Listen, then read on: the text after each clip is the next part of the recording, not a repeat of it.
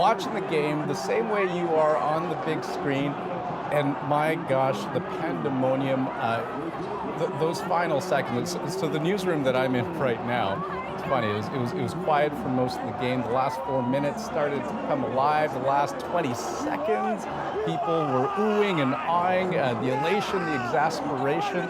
It was really something. And right now, this is the scene at Yonge and Dundas. I cannot even imagine what it would be like to be there, to be in that moment, to be taking it all in, because as you've pointed out quite rightfully over the course of this entire broadcast, this is history in the making. The very first time in Toronto Raptors franchise history that they have taken home the NBA title, the championship. It is the first time in Canadian history that a Canadian team has been able to accomplish that feat. And so that is truly something. And you consider the opponents that they were up against, the Golden State Warriors. You look at Game 5, it was like a miracle on hardwood. The Warriors fighting back, fighting tooth and nail, eking out the win, thinking in Game 6 maybe they could turn the tide, force a Game 7, but the Toronto Raptors did not want that to be the case. Toronto fans clearly did not want that to be the case. And here we have it. History in the making. Lots of people happy there. I imagine that party is going to be going all night long. Huh, Adrian? Oh, all right. You're absolutely right about that, Andrew. And how that party happens matters a lot here. If we can, JF, who's on camera here, I'm not sure if he can do this. I just want to pan over a little bit and show you. These are the people who are leaving. If you can just take our shot back in the control room. These are the people who are leaving Jurassic Park. They are heading up towards Front Street. Again, there's a cordon of police trying to make sure that they do it safely. The police have been very careful to sort of stay back and let people celebrate. They know how much this team means to the city. They know how much this win certainly means to the city, and they want people to celebrate. After that first magical night when they won the Eastern Conference Finals, there was there was much remarking that nobody was arrested that night, even though we saw pictures of people surfing on police cars in the days that followed. Of course, some people were arrested for that, but so far it has been completely calm. I think I'm standing a little bit higher, though. Poor old David Common is right in the middle of it, and I know he's loving it. David, how you doing down there? Doing okay, and the crowd here seems to be doing all right. I didn't get your name. What's Abdul. And tell me, what is your message for the Raptors? You've done it on an away game, but they've done it. You guys have done it. Congratulations. We're happy for you. You brought this to the city. Good job, guys. You guys deserve every single celebration, compliment, accolade, whatever you get. You guys persevered. You guys were hated on, but you guys still kept going. Congratulations, guys. And what about those final seconds that just drag on and on and on? Let's just say it felt like I'm 25. I feel like I'm 50 now. Those were the longest seconds in my life. But they were strong. They held through, and now they're champions. Look at them. Just look. They're champions. Look. Congratulations, man. Congratulations. No, I mean, that gives you a sense, Adrian, just some of the excitement in the crowd. Like, let me ask this woman back here. Look at your arms say, "We the North, go Raptors." I lost my voice. Congratulations to Toronto.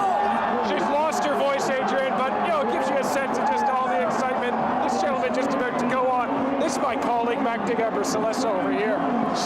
She's just having a great time having, as is everybody out here. Look, if I just climb up. How we doing? The crowd has gone absolutely nuts. I remember at the end of game 5, Adrian, everybody streamed out of here really quickly. That's not happening tonight. Is Drake still up there?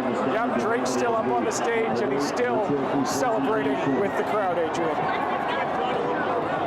All right, David, thanks very much. I love seeing David all excited like that. We are not even quite at midnight.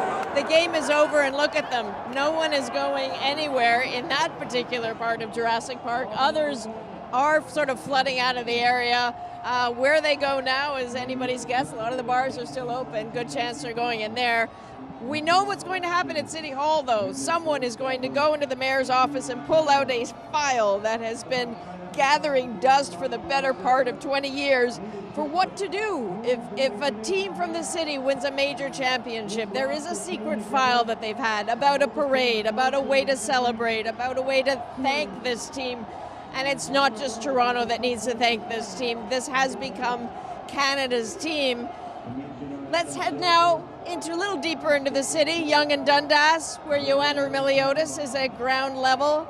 How are you doing, Joanna? Well, Adrian, you were asking where the people went. They are here. They started showing up within a minute after the game was over. And as you can see, we tried to get one Raptor fan. We can't get one. They all want to be part of this scene. So it's quite a crowd. They're already throwing up the firecrackers. Police are in full force. They've closed all the intersections. They don't want any vehicles coming through here for obvious reasons. There's so many people here. It's such a huge, huge, epic. You take a listen. Let's go Raptors! It's a pretty, that chant that we've been hearing throughout these last few days is unfortunately tonight, Adrian. This is going to be a huge, huge crowd. The expectation is it could be up to 1 million. They knew people were going to show up here. They knew a win would mean even more people would come. So as I mentioned,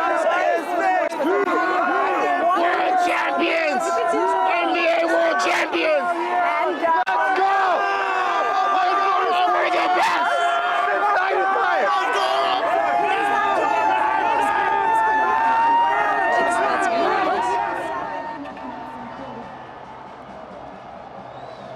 All right, Joanna, boy, you're a good sport, as are they. So far, so good. The Prime Minister, Justin Trudeau, has just tweeted, "That's how we do it in the North." He's absolutely right. You are, again, looking at a live shot of downtown Toronto, and they are not going anywhere. They are not going anywhere. People still watching replays. Some of them are filing out. As you can see, they're getting a little rambunctious down where poor old Joanna was. What happens next for this team? You know, normally the NBA champions go to the White House. There's no indication at this point that the Canadian team will be invited to the White House. There is every chance, however, that they will be invited to Parliament Hill. And there's no doubt at this point that they are wanted on Parliament Hill. Again, you're looking at a live shot of Jurassic Park in downtown Toronto,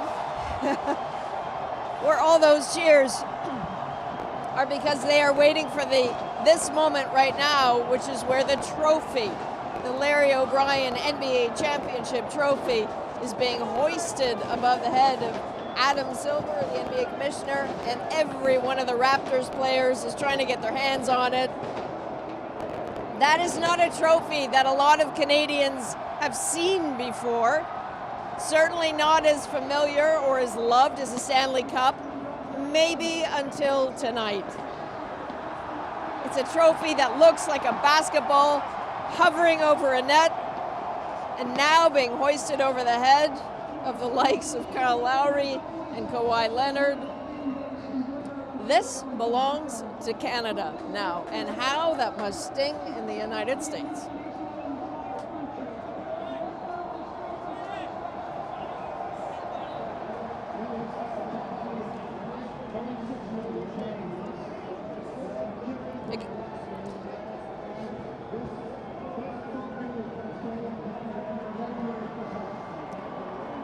Again, it's worth saying one more time, this team 24 years ago when it first formed was basically told it was not good enough. They almost could not sell enough tickets for their very first year. It took a major company to step in at the last minute and buy the tickets just to keep the team afloat.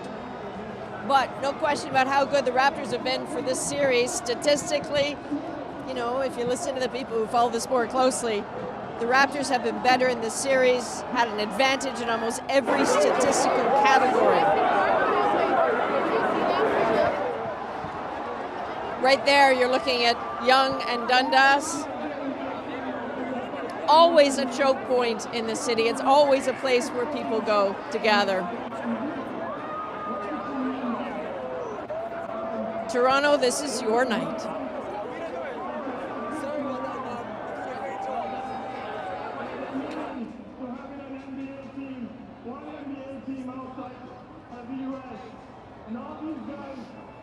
And let's welcome our viewers in the Mountain Time Zone. If you're just joining us now in the Mountain Time Zone, good news, as you can gather from looking at the scenes in downtown Toronto. It's a live look of Jurassic Park, where Raptors fans are celebrating like mad their first ever NBA championships. That is history for this city, for this team, and for all of those people out there. We have seen fireworks here in Toronto. We have crowds that are lingering because they just can't stand to let this go as they watch the trophy being presented, the Larry O'Brien Trophy. So much praise for the rookie coach, Nick Nurse.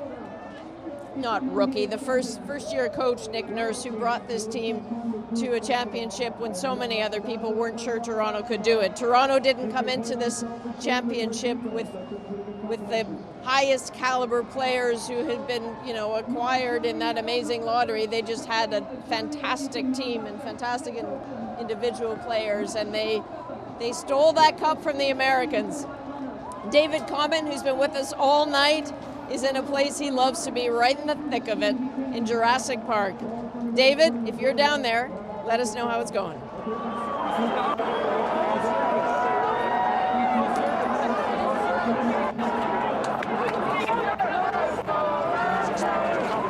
Stage and give his thoughts on this tremendous victory. And, just to give you an idea, I just don't want to give up my spot here. That's why I don't want to leave here because Drake will come down in just a few moments. He's been up on stage cheering on people the whole night. What I'm going to do is I'll get our producer Michael to sort of hold our spot here. I'm going to turn around and just show you a little bit. We can try to go up a bit higher, and you just see that people have actually stopped the sort of big excitement in the crowd. They're watching. They want to see this moment. They want to see the MVP trophy being awarded. They want to see everything else associated with this win. So it's actually got calm here. Ah, yes. There you go. The cheers are coming back. Adam Silver, the NBA commissioner, as you know. And there he is, Kawhi Leonard, who has been such a force through this series. A more recent add to the team itself, but has just done so much, not alone, but so much for this team. Just take a look at what's going on now. I thought they were out of confetti, Adrian. Boy, was I wrong. They just got tons of confetti blowing around here. Lots of people sharing all this moment on their phones. And of course, while the streets outside, we can now see people are moving out. I don't think anybody's left the park here. Not a single person.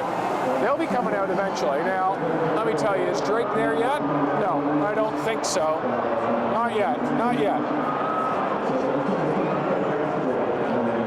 All right, David, thanks very much. What they were cheering just now, Kawhi Leonard just got that MVP award for the second time in his career, and he's going to get the key to this city. Let's talk to Andrew just for a second, because you've been watching what's been happening in California very carefully. What are you making of what you're seeing? Yeah, so I'm watching what's happening in California, and as you say, Kawhi Leonard speaking right now, receiving top honors. Just a few moments ago, we heard from GM Masai Ujiri talking about how his challenge has been trying to prove to the world that there is a reason to have a Canadian team in the NBA, and tonight proved positive of that. And so as I look at the scene in California, I look at the scene in Toronto. This is a party that was waiting to happen, and you got to keep in mind on Monday, right? This was a city that was ready to party. The fans were ready. The trophy was ready in Toronto. The champagne was ready. The media, they were ready. And I would know, I was there right by Jurassic Park as all of this was unfolding. And that night did not go the way they wanted it to go. But tonight was the night. And so right now, as we watch the scene unfold there, of course, a lot of excitement happening all across the country in both Canada and the United States. And I want to touch base right now. I understand we have one Joe Danforth on the phone. And if you don't recognize the name, I'll clue you into who he is. He is Toronto Raptors Fred VanVleet's dad. Joe, can you hear me? Yeah, I can hear you. How you doing? I'm doing pretty good. How are you doing? Hey, we just won. Us one. So I hear. Yeah. Tell me, what are you feeling? Hey, you know what, man? Is all the hard work and everything, that we went through as coaching him and him being a player and being overlooked, and he's too small and he ain't strong enough and he's not this, he's not that. Well, I think he showed the world tonight in the NBA that he can play. What does this championship mean to him? Man, it is just a grind of just everything. It's the grind of, something that I earned. I wasn't what you consider the sexy pick. I wasn't drafted. I got out here, I put my hard hat on, and I went to work every day, and I had to fight for what I got. Nothing was promised to me, and I had to go out there and take what I got. And, tonight he had a big part in taking this championship. And, this is something that not every Canadian's going to know. Fred VanVleet, recently a dad himself? Yep. He got the dad 2 times. He got a brand new baby, Fred Jr., and he's got his daughter, Sanai. So, he's got a little family himself now.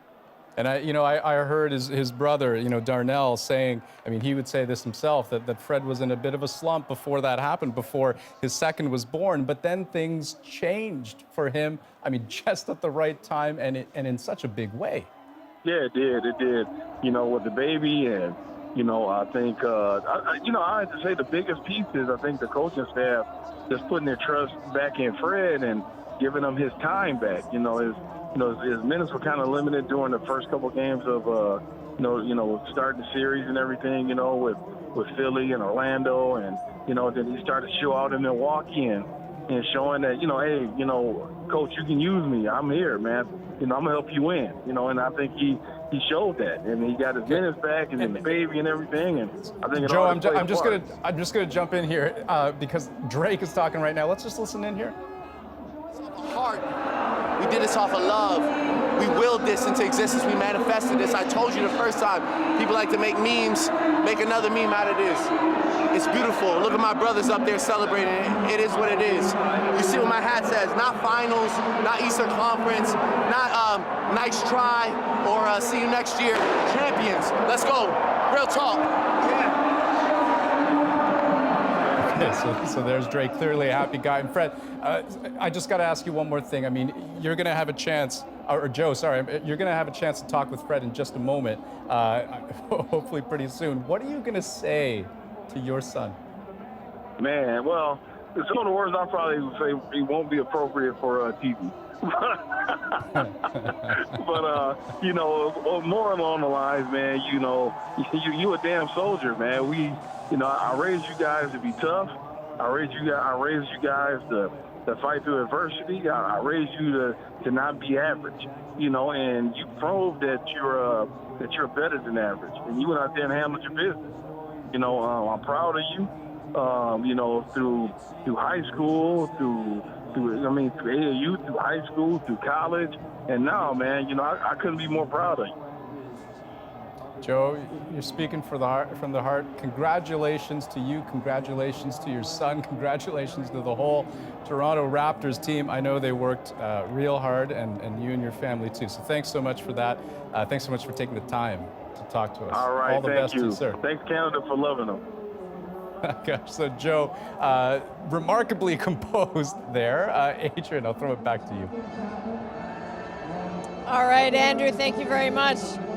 As we've been standing here on the edge of Jurassic Park, every now and then there'll still be, even though the game's over, there are these roars that happen, and that has been happening every time one of the Raptors has thrown a shout out to the people here in Jurassic Park. The players know how much this place means. Again, no other team in the league does this. There's no other city that does this. Milwaukee tried. The Milwaukee Bucks had fans gather. They called it Deer District. It was benign and tiny. You saw there in Oakland, some Toronto fans showed up thinking that maybe they could see the game just outside. That didn't happen. You can bet the entire NBA league has been watching what's been happening here in Toronto and realizing this is a good idea. Here's why we love the number 6, by the way. Toronto is called the 6. Stanley Cup was won by the Maple Leafs in Game 6. The World Series was won by the Blue Jays in Game 6. And now the NBA Championship won by the Toronto Raptors in Game 6. Reason to celebrate, reason for people to be gathered at Yonge and Dundas. We have seen that throughout the night. Police are keeping an eye on that one, as they are at every part of the city where people are gathering. They're trying to give them a way to enjoy the night, but get out safely, trying to channel them towards the subway, and so far, so good, but rest assured we have an eye on as many different agencies as we can to make sure that everyone celebrates but gets home safely. I think we can go to Asha Tomlinson. Help me out if I'm wrong here, gang. Asha is in Jurassic Park West. It's a bit chaotic. We'll get to her when we can, but you should know that there are 58 or 59 Jurassic Park celebrations across this country, from coast to coast to coast, we the north, way up north. But Toronto at the moment is the epicenter. That's why David Common, he loves being in the middle of stuff. That is why he is right in the middle of it. David, again, I don't know if you have any voice left.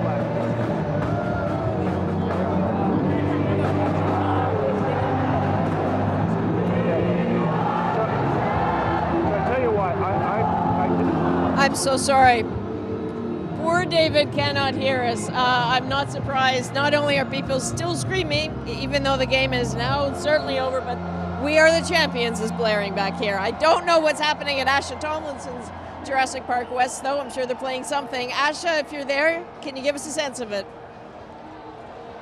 I sure can. Well, I can tell you there were a couple of really memorable moments once everyone figured out and the game was over that Toronto Raptors, because remember there were a few delays, but that Toronto Raptors were indeed the NBA champions. So when that trophy was being hoisted up by Kyle Lowry, there were cheers. It was deafening. And then when it was hoisted up again by Kawhi Leonard, again, cheers. When Lowry was interviewed and he said, "Toronto, Canada, we are bringing this home," I just tell you, this place went wild. It is truly a dream come true for so many in here. 20,000 people packed Jurassic Park West to watch this Game 6, and it was a winner. So we've got two big fans here, and they were a part of the hype crowd for Jurassic Park West before the game. And I mean, there's no need to get the crowd hype now. DJ Andre 905, so you are also the official DJ of the Raptors 905 team, the farm team,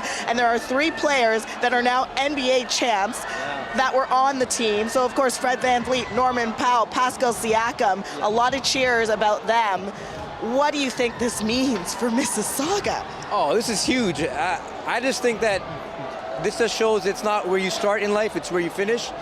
And if you're like a fan of like ball here in Toronto, come out and watch the 905 guys play, because you never know who's gonna end up being champion.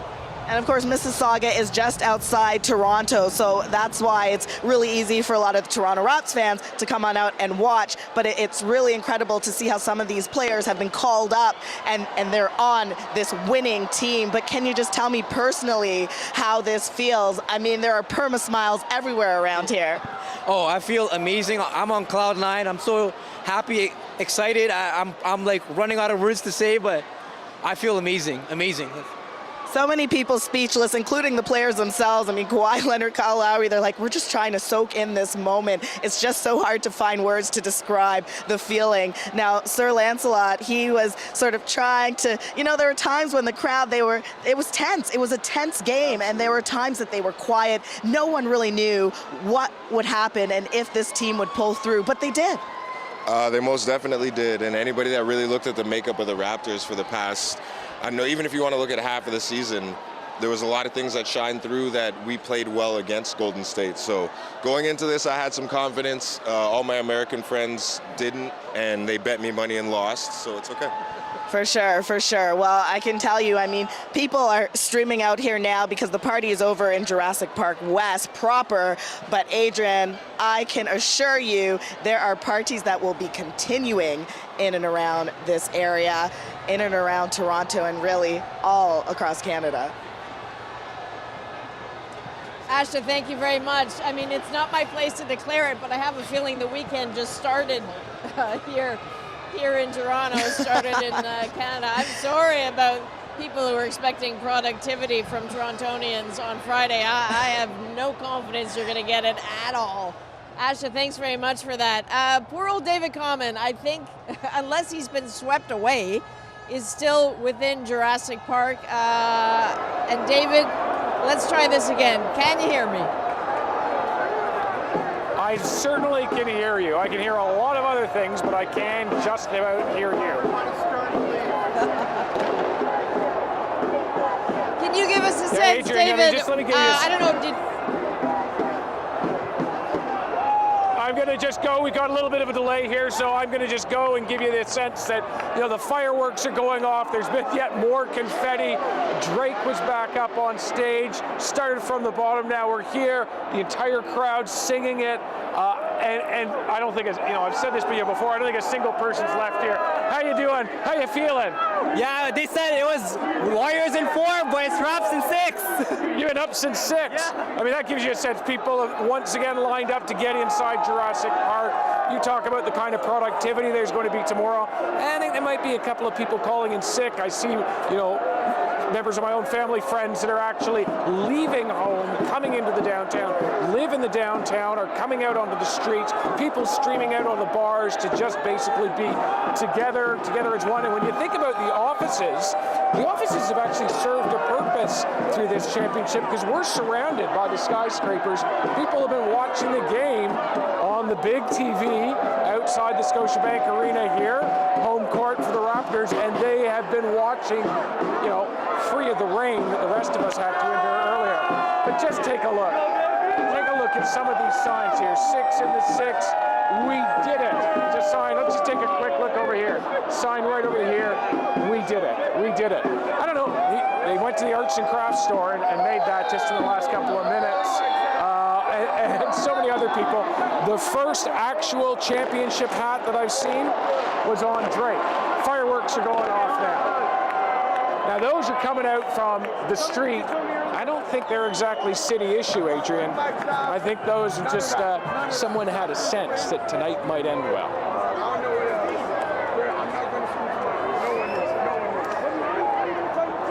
All right, David Common gets our MVP award. You're a good sport, David. Thank you very much. So I am lucky enough to be joined by someone who completely understands the sport, has been following it for quite some time. Sarah Toby writes for Yahoo News? Yahoo Sports. Yahoo Sports, my bad. I know you've been watching this very, very carefully. What is different about this Raptors team in terms of compared to the rest of the NBA franchises? Well, I think first of all it starts with a guy named Kawhi Leonard who just took home the Finals MVP. It always helps when you have the best player in the league. He's the difference. He's the guy who the Raptors traded for, and obviously it paid off. All the other teams that the Raptors had before, they had strong players, but the guy at the top, DeMar DeRozan, as much as he's done for this franchise, could never really get them over the hump. So when you have the talent, the cream rises to the top. And so the NBA is learning a bit from the Raptors, are they not? Yeah, absolutely. I think first of all, when you look at their G League team, the fact that it's 15 minutes away, like these guys This is the farm team, right? Yeah, the Raptors 905, they play in Mississauga. A lot of G League teams, they'll play, some teams didn't even have a G League team until this year.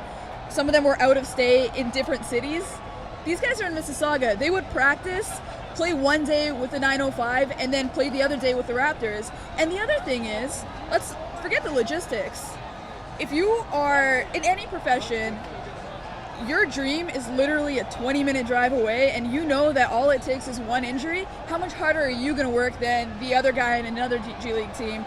Fred VanVleet, who hit three huge threes, he came up in the G League. Pascal Siakam spent time in the G League. Now he's probably going to be an all-star, all-NBA. His potential is so sky high. They have Norman Powell, who also spent time in the G League. You know, guys that they've traded. They've got, you know, they've built this team through drafting and then development. Okay, thank you so much. We will keep talking to you. We're going to head back to Andrew. But again, let's just keep in mind, Raptors didn't just take the trophy.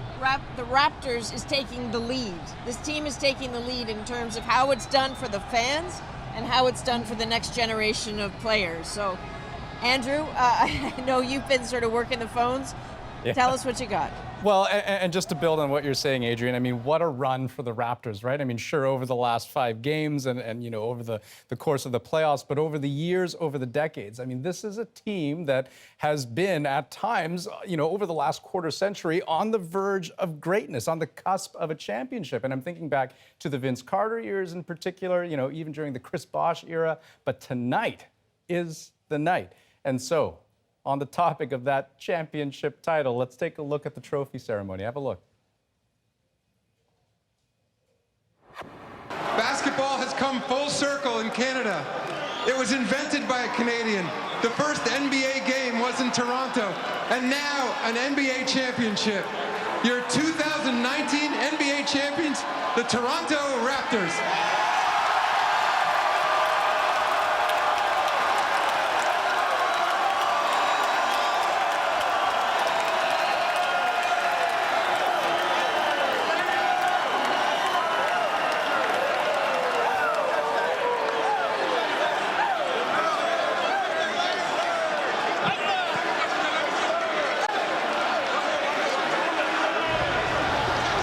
So there you have it, the moment they had all been waiting for. To be sure, it is the Toronto Raptors moment, but this is one for the entire country to savor.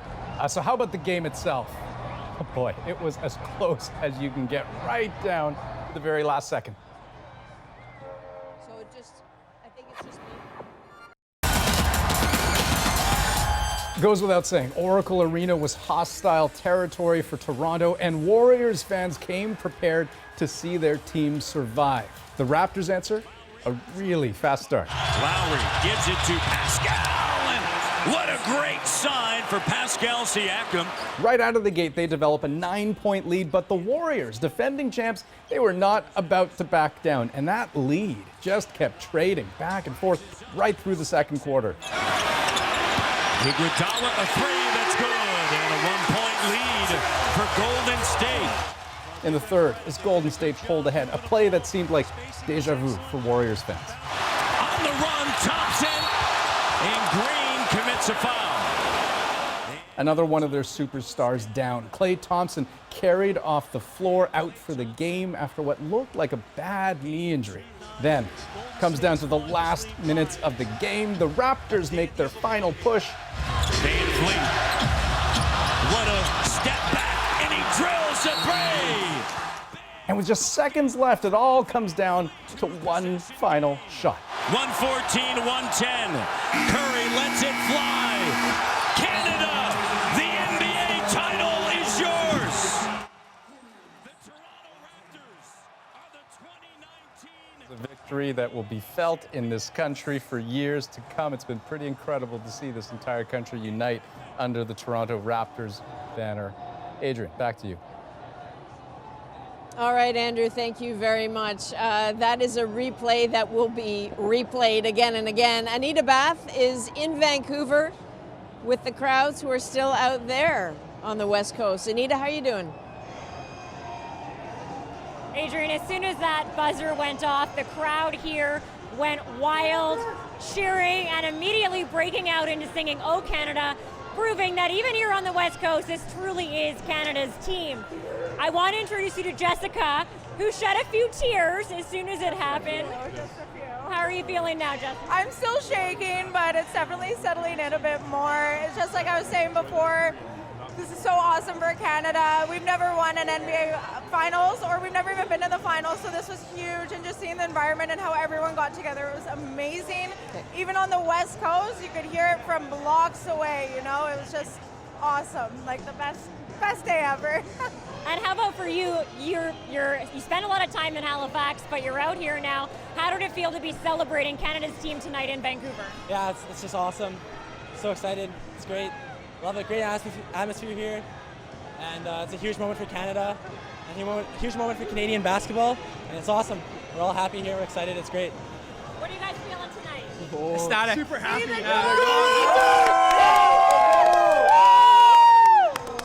Awesome. Congrats, guys. So as you can see, even here in Vancouver, the Raptors are supported very loud and proud. And it's not just Vancouver, Adrian, it is all over this province. There were people all up north, and we saw it a lot with First Nations community as well, really getting behind the Raptors tonight. A big win for this entire country. Adrian? All right, Anita, thank you very, very much. Andrew, I think we're going to head back to you, but before we do, I just want to let you know, everyone wants to know, is Kawhi Leonard going to stay in Toronto? Because Torontonians desperately want him to stay. He has just finished saying that he's going to celebrate with his family and friends and think about it. So that's not really the answer they wanted. Adrian, if I had the answer to that question, boy, I think I'd probably be in a different line of work. But it is absolutely an excellent question, right? I mean, he was such a difference maker in this entire series, in this season, and of course, he's up for free agency, so we don't actually know what's going to be happening with him, whether he'll stay with the Raptors. You'll recall we heard from Greg Ross, who happened to bump into his sister earlier in the evening, and she said, well, it's his decision. She wasn't exactly going to be speaking for him, but she did say that he loves Toronto. And of course, Toronto loves him back. Let me bring in a guest here. Folks who watch The National will know Donovan Bennett from our pop panel. Of course, he's watching the game tonight because he's from Sportsnet as well. He joins me on the phone from pretty far away from Columbia, Donovan, is that right? It is right, yeah. Not the place I'd be expecting to watch the Raptors win their first NBA championship, the first out of the United States. I literally was out of North America up to South America, and I was in a bar full of Canadians, a sports bar here, watching We the North, the South America edition. It was a pretty surreal scene, but I think that speaks to how much this team has captivated not just Canadians in our country, but Canadians all across the world. Yeah, and why is it that you think that Canada has rallied to this extent behind the Toronto Raptors? I mean, obviously they're the only Canadian team in the league, but there's something more there? I think there is, and I think the mantra, We the North, is instructive because at times we do, as Canadians, feel like outsiders, like we have a little bit of an inferiority complex. And this is an organization that felt that way, being the only Canadian team in the NBA after we lost the Grizzlies as Canadians, and they embraced that. And when you look at the diversity they have throughout the organization, a player from Cameroon, a player from Congo, a player from the UK, a player from Taiwan, and a player from Canada, plus the diversity they have with men and women working in the front office and in basketball ops, it embodies what we have to strive for as Canadians. And that's why I think they've not only become Canada's team, in a way, they've become a global team. It's something that Masai Ujiri, the first African-born GM and then president, really wanted, and it has been the case. Yeah, there are lots of red, black, and white fans here, even in Colombia, watching the NBA Finals and cheering on the Raptors.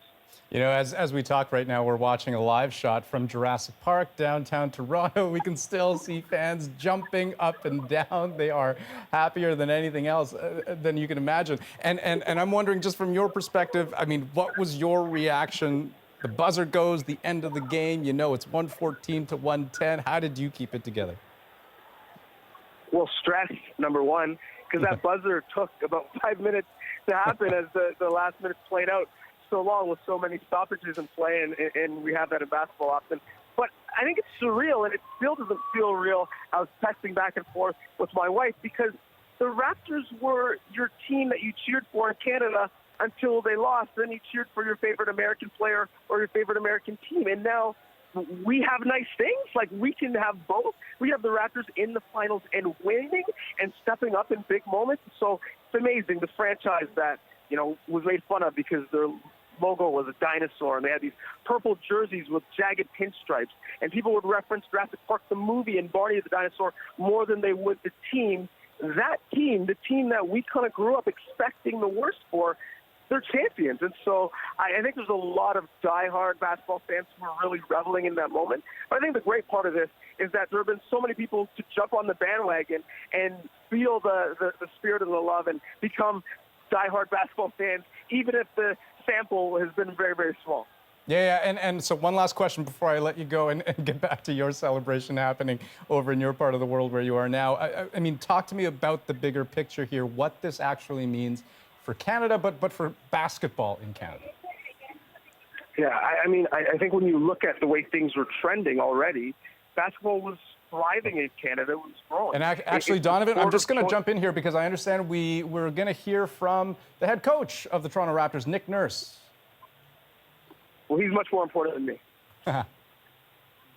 There was so much that happened between last year's offseason and where you're sitting at right now at this podium. Can you just talk about what it means to have gone through all that, becoming a first-year head coach, and after all the changes in the offseason, getting Kawhi Leonard, culminating in the city and the first championship for Toronto?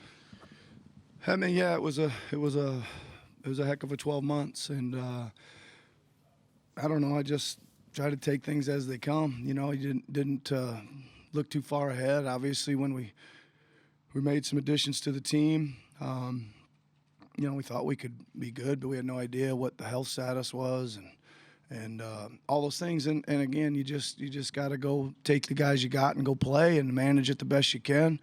And then look at the opponents and try to figure out a way to beat them. And it was a great group, though. They really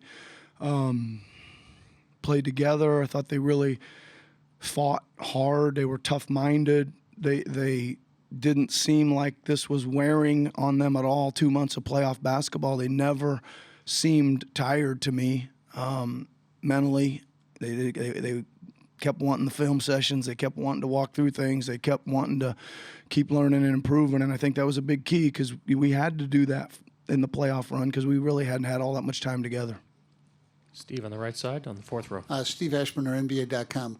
Nick, every Eastern Conference team that began the season aspiring to get to the finals knew there was a good chance that they would run into the Golden State Warriors. How much does it add to what you guys have accomplished that you beat a team that will be considered one of the greatest in league history?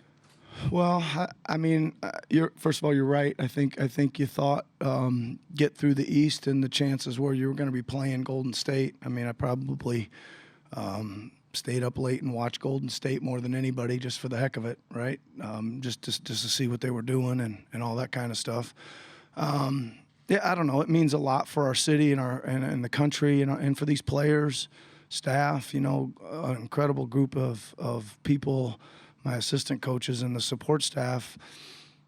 And I don't know if it would have meant any more or any less, to be honest with you. You get the win and you're just happy you got it and celebrate that fact.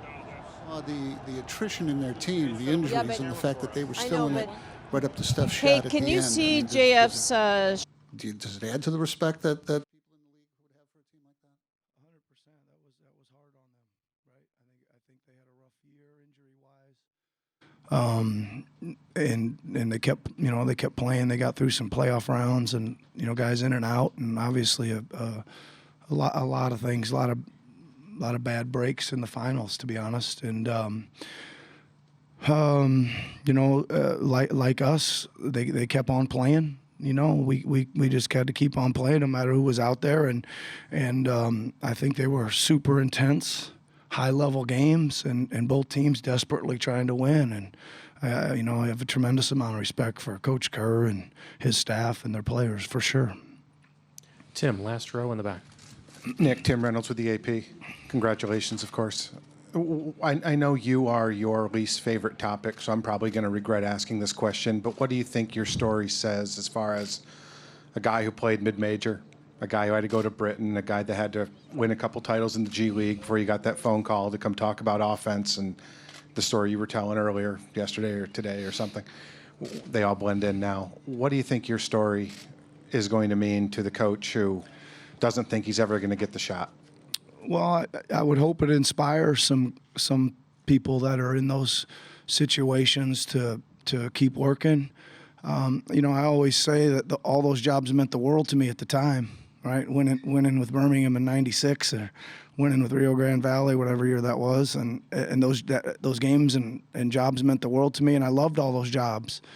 And I think you can't do very good work if you don't love what you're doing. And I don't know, and I never really got discouraged. I didn't really care at the level I was coaching at. I was just trying to learn and get better. That's it. Coach, thank you very much. Thank you. You have the head coach of the Toronto Raptors, relatively new to the organization, Nick Nurse, talking about getting his shot to coach a championship team, talking about the run-up to the playoffs, the prospect of facing the, let's face it, dynastic Golden State Warriors. And even from the day that he got the job in the first place, he was saying that he didn't look too far ahead. And that approach just transferred right over to the rest of the team, always focusing on the moment. Let's listen in. Kawhi Leonard talking right now. Congratulations. I'm just wondering, when you first got traded to Toronto, what went through your mind? Was it one of your preferred destinations? And how did your feelings evolve or change during this run, and how do you feel now?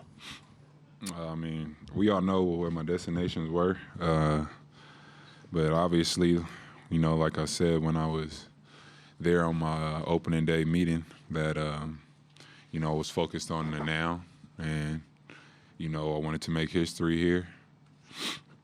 And that's all I did. I just, I'm still playing basketball no matter what jersey I have on.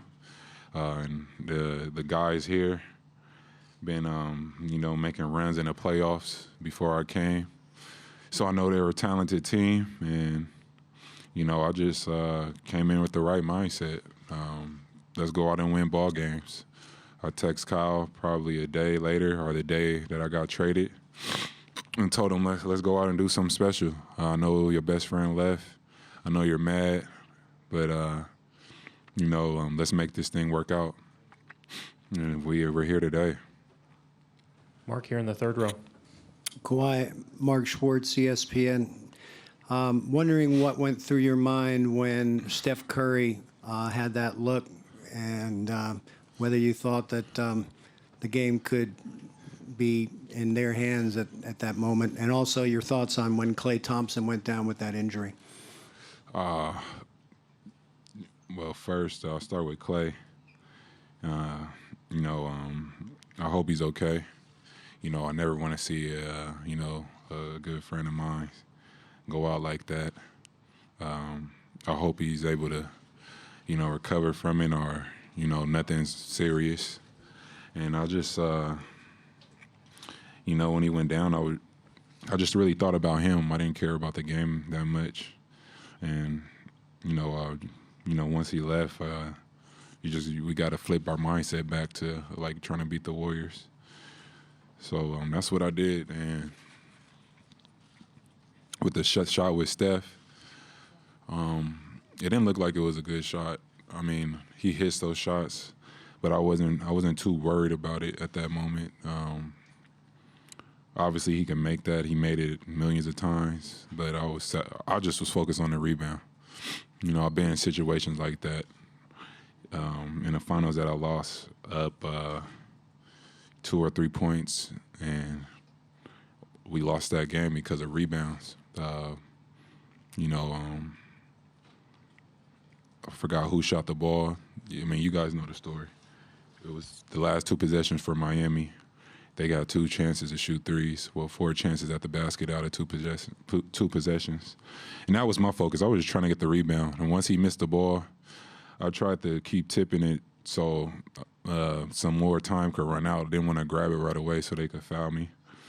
And Draymond ended up with it with 0.9 seconds and called a timeout and kept moving from there. Reed in the back. Kawhi, Reed Forgrave with CBS Sports Straight Ahead.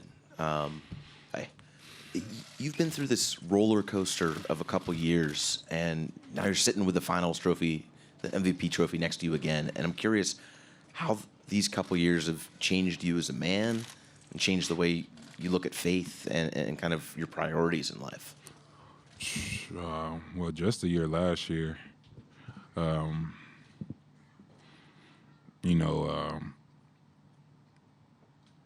a lot of people were doubting me. Thought I was either faking an injury or didn't want to play for a team. And that was disappointing to me that was out in the media, because I love the game of basketball. Like I always say, if we're not playing this game, if we're hurt, you're down. So me just, going through that, and, I just knew that I have to make myself happy and no one else. And I have to trust myself. And it doesn't matter what anybody has to say about me. I know who I am as a person. I know how I feel. And always just trust yourself. And that was my goal and my focus. And,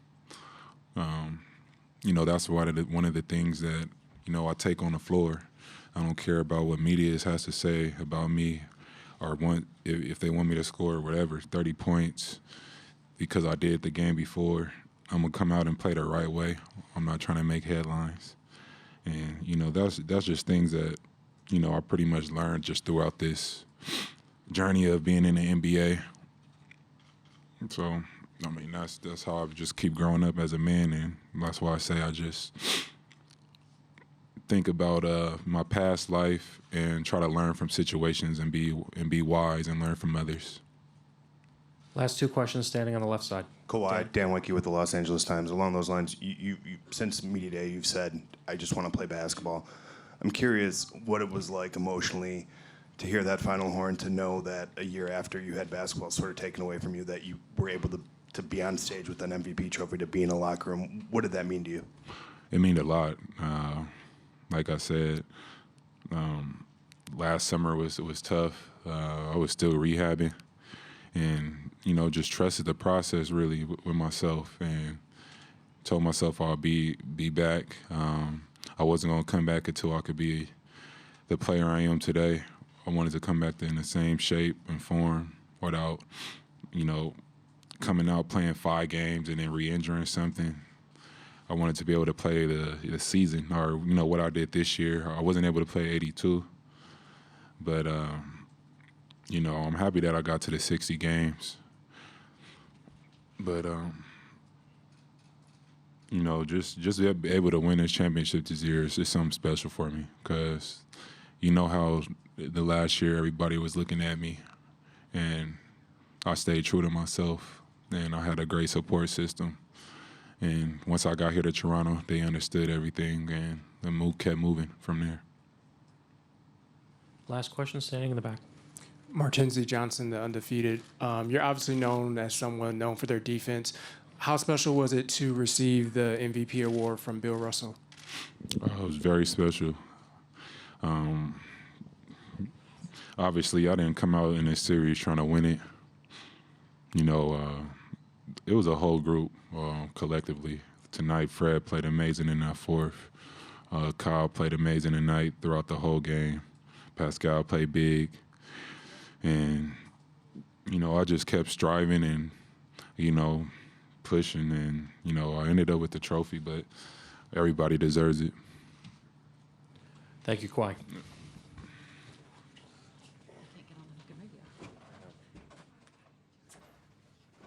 So there you have it, Kawhi Leonard, MVP for the NBA Finals with the Toronto Raptors, with some pretty touching reflections on how this has all been. And one part that stuck out to me when he was talking about the day he was traded to the Toronto Raptors, having a conversation with Kyle Lowry, saying, look, I realize you lost your best friend, of course, referring to DeMar DeRozan, who was traded away quite controversially, but saying, look, I just want to focus on playing ball and let's make some history. I don't know what the ski goggles were all about.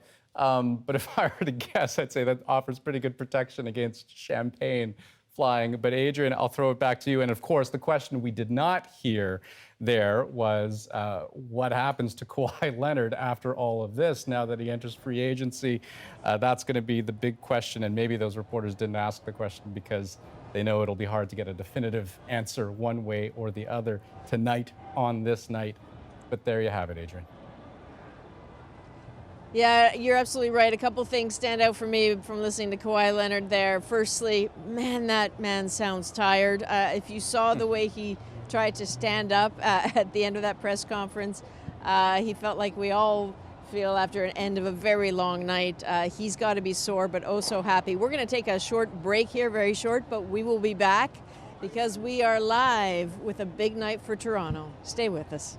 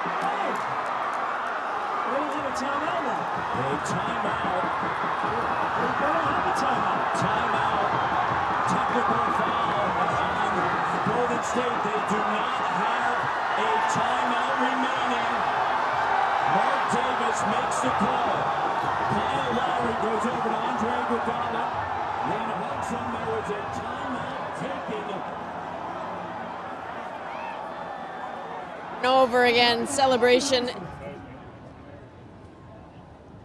You're looking at some of those scenes of celebration in Toronto. They will be replayed over and over again in the city. Right now, we're at the edge of Jurassic Park. The position we're in was really the overflow area. People didn't, the cops didn't expect that many people here, but there were thousands of them. They're now pouring towards the center of the city.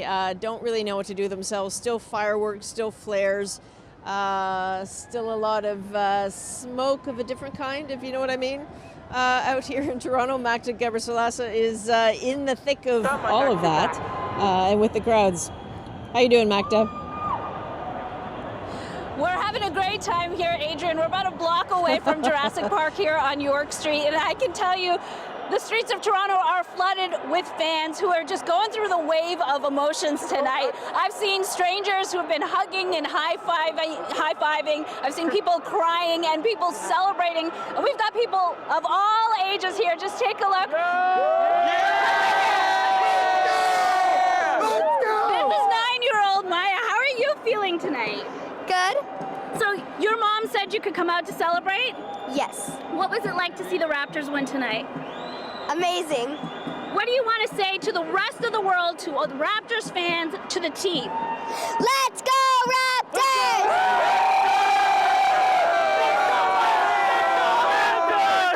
I got James here who's holding the flag. What was tonight like for you?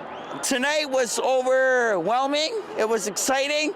And the championship belongs to Toronto because St. Louis made history last night. And what round did we take Orlando out in?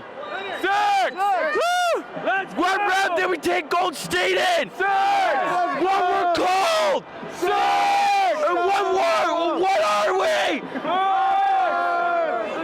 All right, we got everybody enjoying themselves. Adrian, you were at Jurassic Park tonight. What was I was that in Jurassic like? Park, 8 a.m. Absolutely crazy. Like the energy is crazy.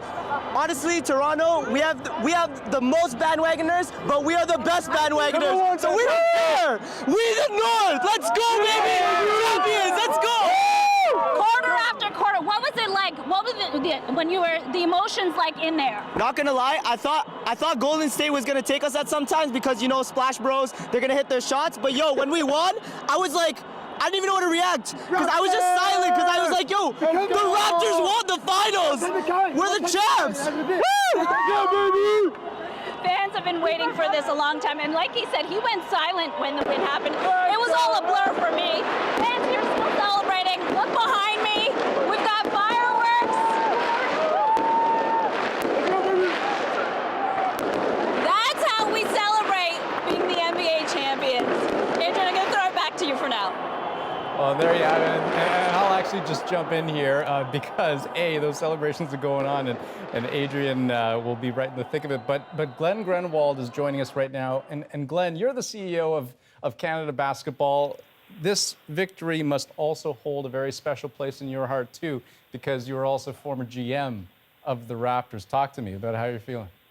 It feels awesome. In fact, today's my birthday, so I couldn't get a better birthday gift than to have the Raptors win the championship.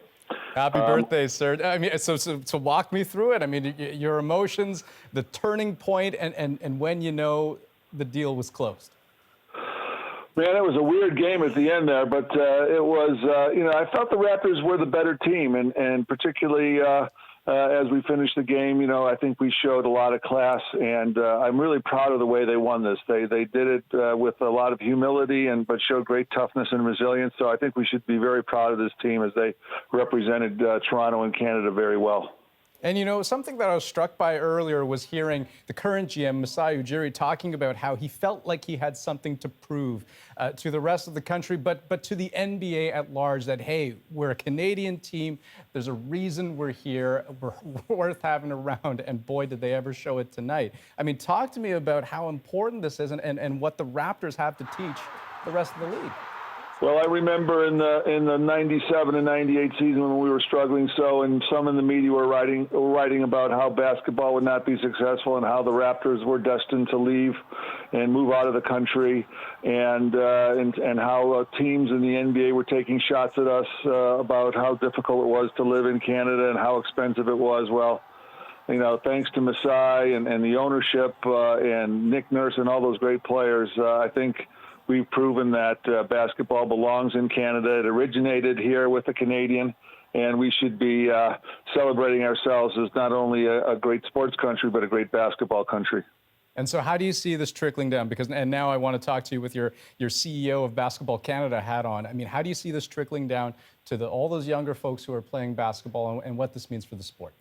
Well, hopefully this inspires them to pick up any sort of a sport, but certainly basketball will be a little bit more popular. What a great experience it is and what great memories they'll have watching these games, trying to duplicate some of the feats of Kawhi Leonard's last-second buzzer beaters and things of that nature. And so we can expect not only more fans, but a lot more participants, and hopefully, we've done great in terms of our basketball development, where we have more players in the NBA than any other country outside of the U.S. We're the defending under-19 world champions, the best basketball team. Our women's team is ranked 5th in the world. So we're a great basketball nation already, and we're only going to get better out of this. And you look at the historic nature of this championship, and I'm just thinking of this series in particular. I mean, who the Toronto Raptors triumphed over, that itself also amazing. Yeah, to end a dynasty like that is pretty special, and they were very competitive and the resilient team themselves. So it was a great accomplishment to get this far, and hopefully they'll keep going again for next year. Glenn Grunwald, former Raptors GM, CEO of Basketball Canada. Very good to talk to you. Thanks so much. Adrian, I'm going to throw it back to you. All right, Andrew, thank you very much. It is 5-1, or just 1 minute to 1, basically, in Toronto. We've just heard from the police. They're pretty happy with what they're seeing so far. It is, as they say, as they expected. People are having a good night. We want to thank those in Manitoba who are watching us on the main network, and you can go to bed now, calmly. Alberta, forgive me for the time zone confusion here, but keep in mind, we are live on CBC News Network and online, and we will stay here throughout the night. As long as these people are out on the streets of Toronto, we will be here as well. But again, so far, only thing to report, huge win for Toronto. So far, a city that is behaving extraordinarily well, as police hoped and expected. Let's keep it that way. We don't get many nice things. This is one we'd like to keep. Thank you for being with us. Go Raptors, go.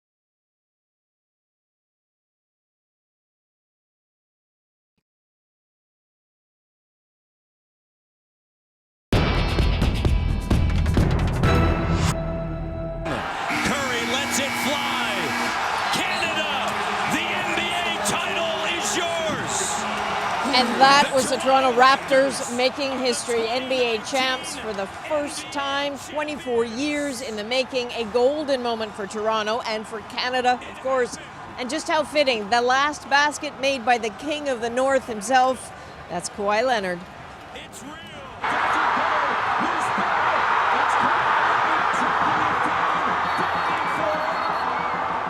And that is how fans reacted. No restraint, all joy. And how can you possibly blame them?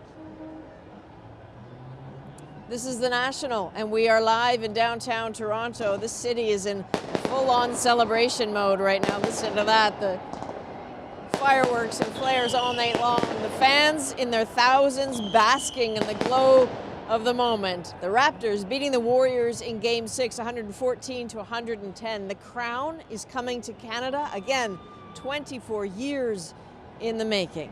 Magda Gebrselassie is also downtown right now, not far from where we are, keeping up, trying, with the Raptors fans as a party goes on and on and on and just snakes its way through the city. So Magda, huge night, a lot of happy people where you are right now. What are they saying? Can they actually speak?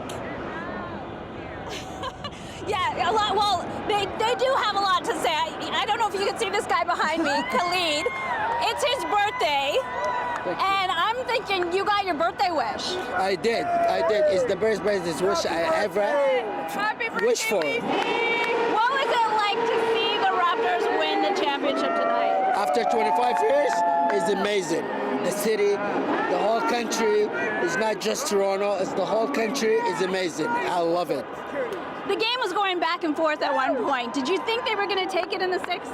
I always believe in the Raptors, and I always were going to do it on Game 6. I'm disappointed we didn't do it in Game 5, but I always knew we were going to do it in Game 6. And here you are on your birthday celebrating the win. It's amazing. I can't imagine best birthday gift than this one. All right, happy birthday. Thank you. He's celebrating, so are all these other fans. I want you to take a look at this scene. Look at these people. Everybody is celebrating here in Toronto tonight. Behind them, we've got police officers everywhere kind of controlling the crowd right now. There you go. We've got signs, We the North signs right there.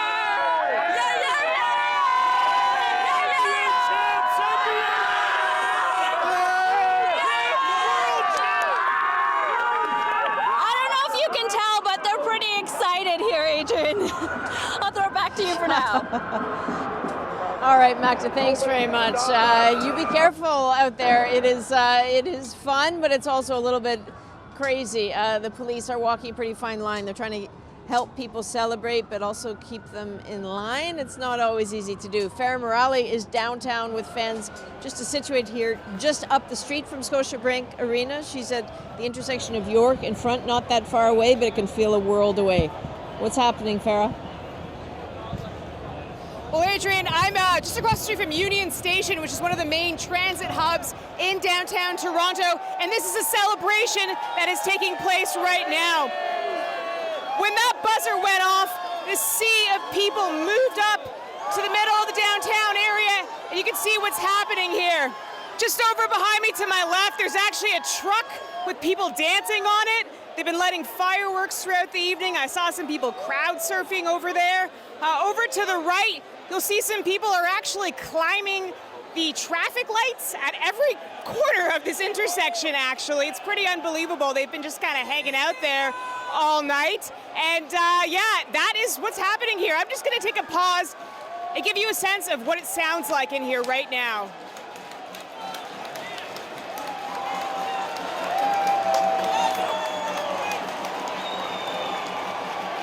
This is a celebration outside of Union Station, and let me tell you, we were watching the game at a bar just right next to here, right towards the end of that fourth quarter. And when that buzzer went off, there was so much emotion inside. There were people crying. I tried to talk to some people to get their reaction, and some of them were just frozen. Like, they were just so surprised that this happened. This is a party that's 24 years in the making for so many people here. It doesn't look like they're going to be going anywhere anytime soon, Adrian.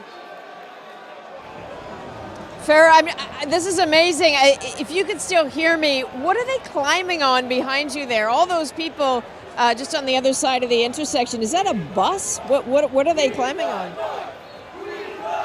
It's some kind of truck that's actually made its way into the intersection, and people are kind of clamoring to get a spot on top of it. People have been dancing on top of it. We don't really know how that truck actually ended up in here, but it's been in here for about 15, 20 minutes. People have been spraying champagne from it. It's definitely going to be stuck here for a while because this sea of people has just been sort of static for a little while. But yeah, one of the many crazy things that are happening right now at this intersection here at York and Front in downtown Toronto. Okay, excellent. Just stay with me, Farrah. We're sort of watching these pictures. People sort of, I think, wisely getting off, I don't want to sound unmotherly here, but wisely getting off that truck. I know this is a difficult spot for police to be in a moment like this because you want to let people celebrate. You don't want to go in there and tell them all to go home. But when stuff like climbing traffic lights starts to happen, they start to worry about people, swinging from electrical cables, which is something that certainly absolutely happened in Vancouver in 1994 after the Stanley Cup loss. They want this to be a night of celebration. Anything else that catches your eye that surprises you? Because I have to say, I know police were ready for there to be a big clog around Jurassic Park. I don't get the impression that they were ready for quite that gathering outside Union Station. Yeah, no, this is definitely, we didn't even expect to see this ourselves. We were actually heading down to Jurassic Park for the party, and we kind of stumbled upon this. So one thing that strikes me, though, is, the people that have been climbing the poles and stuff, it's all been relatively peaceful. We haven't seen police intervene at all here, nothing violent so far. It really just seems to be a very peaceful celebration so far. People seem to be enjoying themselves in a very safe way so far, albeit perhaps the people on that truck maybe not so much. But the one thing that struck me so far, Adrian, is we have not seen any major problems erupting in this area despite just how many people are crowded in the middle of this intersection, which you can clearly see behind me. Yeah, thanks, Farrah. I think what a nice treat for Raptors fans, too, that the thunder and lightning of earlier this day that nearly forced the celebration inside into Scotiabank Arena just suddenly let up. This is not what was forecast. A clear night is not what was forecast. But the Stars understood that people needed a break. We have been in constant contact with the police, by the way, asking them how it's going. Their assessment so far, they reported to us, is that it is as they expected. Look, this is a huge city of 5 million plus people. Of course, there's going to be trouble at some point. They're ready for that. However, their impression is that by and large at this point, at just after 1 a.m. Local time here in Toronto, people are broadly behaving, and for that, they are quite appreciative. Farrah Morali, thank you very, very much. We're going to throw it to Andrew, who has been paying so close attention as he does. Andrew, let us know about these highlights, okay? Yeah, so I'll get to the highlights in just a moment, but I just think you put it square on, right? The police have a difficult job ahead. As you put it, they're walking this fine line. And so, as you say, the police update that we got recently was that, things were generally going as they expected. They talked about how there were a number of pockets of people celebrating, large groups like the one that you see here, sort of spread out across the downtown core. For the most part, people keeping the peace. But, you brought up the Vancouver riot that happened in 1994. Of course, there was another one in 2011 when the Vancouver Canucks lost in Game 7 for the Stanley Cup. And one of the big lessons from 2011 was about controlling the size of the crowds early. I mean, in 2011, you had a crowd of people about 150,000 strong, and you had 500 officers who were out on the streets trying to control that. By the end of the night, that would double to about 1,000. But the big criticism was that they weren't able to control the size of the crowds early enough. And that ends up being the absolute key when you're talking about that kind of a disparity between the police numbers and the crowd numbers. I mean, how do you control the flow of a group that large? So that's something that we're going to be keeping tabs on, of course, over the course of the next few, minutes certainly, but over the next few hours. But again, that most recent update that we got from the police was that things, for the most part, unfolding as they expected. Okay, let's talk about the other bit of news from the night, and that is a city basking in glory. Let's talk about the game itself, right? It was as close as you can get, right down to the very last second. Goes without saying, Oracle Arena was hostile territory for Toronto, and Warriors fans came prepared to see their team survive. The Raptors answer? A really fast start. Lowry gives it to Pascal, and what a great sign for Pascal Siakam. Right out of the gate, they develop a 9-point lead, but the Warriors, defending champs, they were not about to back down, and that lead just kept trading back and forth right through the second quarter. Iguodala, a three that's good, and a 1-point lead for Golden State. In the third, as Golden State pulled ahead, a play that seemed like deja vu for Warriors fans. On the run, Thompson, and Green commits a foul. Another one of their superstars down. Klay Thompson carried off the floor, out for the game after what looked like a bad knee injury. Then comes down to the last minutes of the game. The Raptors make their final push. Van Fleet, what a step back, and he drills a three. And with just seconds left, it all comes down to one final shot. 114, 110. Curry lets it fly. Canada, the NBA title is yours. A victory Canada is not going to forget anytime soon. Now let's take another look at another moment of glory for the King of the North, Kawhi Leonard. He has been a machine this entire playoff series, and tonight he was rewarded in more ways than one. He was named the Finals MVP for the second time in his career. Your 2019 Bill Russell Finals MVP is Kawhi Leonard.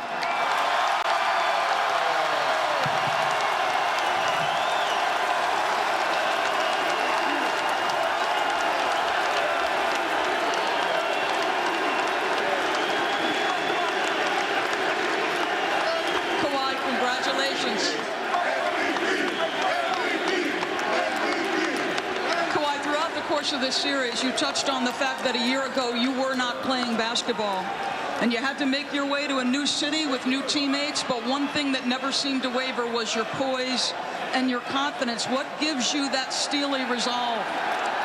Oh man, just life experiences. My teammates, they did a great job of, welcoming me with open arms. He's going to be basking in that glory for a while. Now, many Raptors fans have gone above and beyond, like Mark Crabtree, who left his house in Toronto, I understand, at 5 a.m. this morning to travel to Oakland for the big game. That decision clearly paying off big time. Joining us by FaceTime right now. Mark, give me a sense of what you're feeling and what it's like there. Oh, sorry, I just it just went away. I'm not. Anyways, can you still see me? Well, the video's paused, but I can still hear you.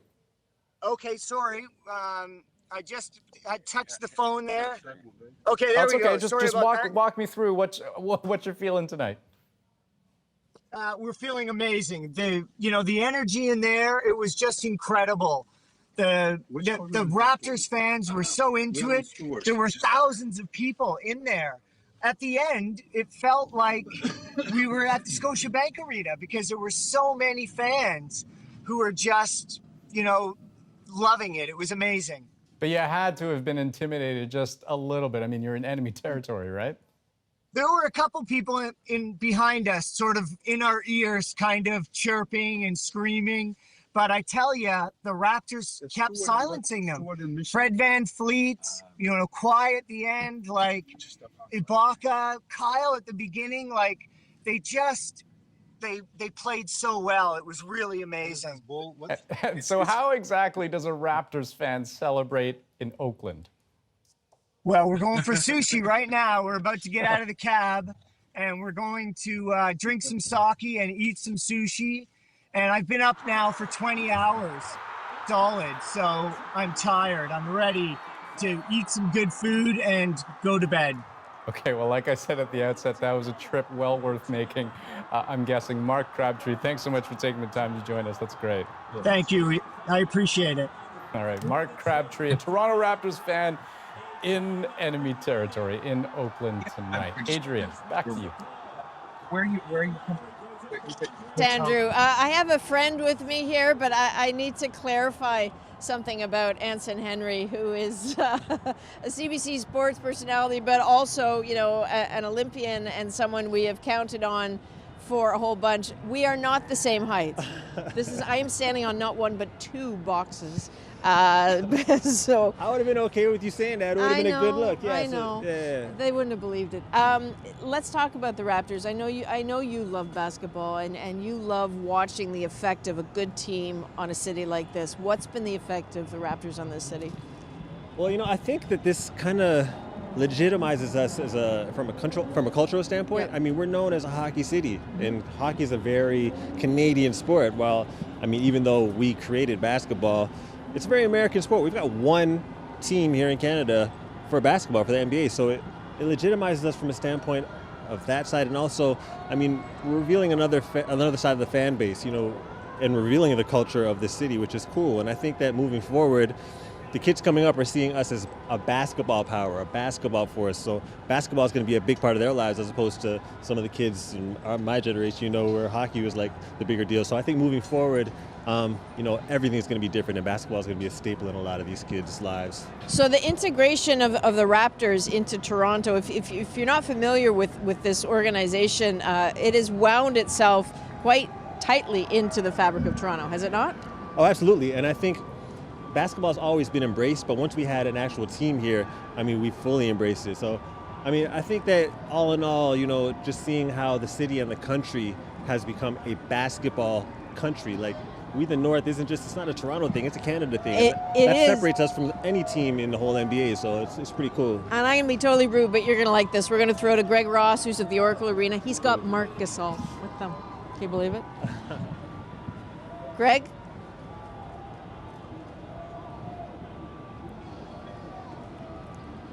To this team.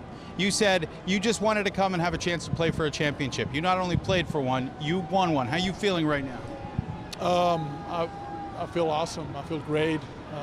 Exhausted and drained mentally and physically, but at the same time, you know, besides the smell of champagne and sweat, I feel awesome. I mean, you guys beat the Golden State Warriors. I mean, it wasn't an easy ride. Just talk about making this run and playing some of the best teams. They are unbelievable. Like, you know, even without KD, then they lose Clay tonight. You can tell they have a championship mindset and the pedigree, and it's a unique team, like very unique group of guys, and it wasn't, you know, easy at all to get through them. Kawhi Leonard just walked past us. He was carrying his MVP trophy. He looked pretty happy. We don't see a lot of emotion out of Kawhi, but he's feeling it right now. He's a very special player. Kawhi is a unique player, and we all, you know, kind of impregnated from him, you know, how to play, you know, with that mindset, and we all, you know, help one another, and you know, as any team sport should be. We grew together, you know, throughout the 26 regular season games and all the playoffs. All right, one last question here. Let's talk about this. There are thousands and thousands of fans who are closing down the streets of Toronto, downtown Toronto right now. Be safe. Well, please. Let me ask you this. You got to send a shout out to those fans right now. What do you want to say to all those fans celebrating your win? Thank you, guys. Thank you so much. You guys deserve this. You guys supported us all along the way. You guys are awesome, and can't wait to see you guys. All right, that is I was going to say MVP. I mean, you're pretty close. So that's NBA champion Marc Gasol. Thank you so much. What an incredible run by the Raptors. Marc Gasol, so excited. Kawhi Leonard's just over there with his MVP trophy. I doubt we'll get a one-on-one with him, but we'll try. Well, if anybody can pull that off, it is Greg Ross. Thanks very much. I'm back here with Anson Henry. Marc Gasol was just, being so gracious as he so often is, talking about how wonderful the Golden State Warriors are, how they're worried about Kevin Durant, how great the Toronto fans are.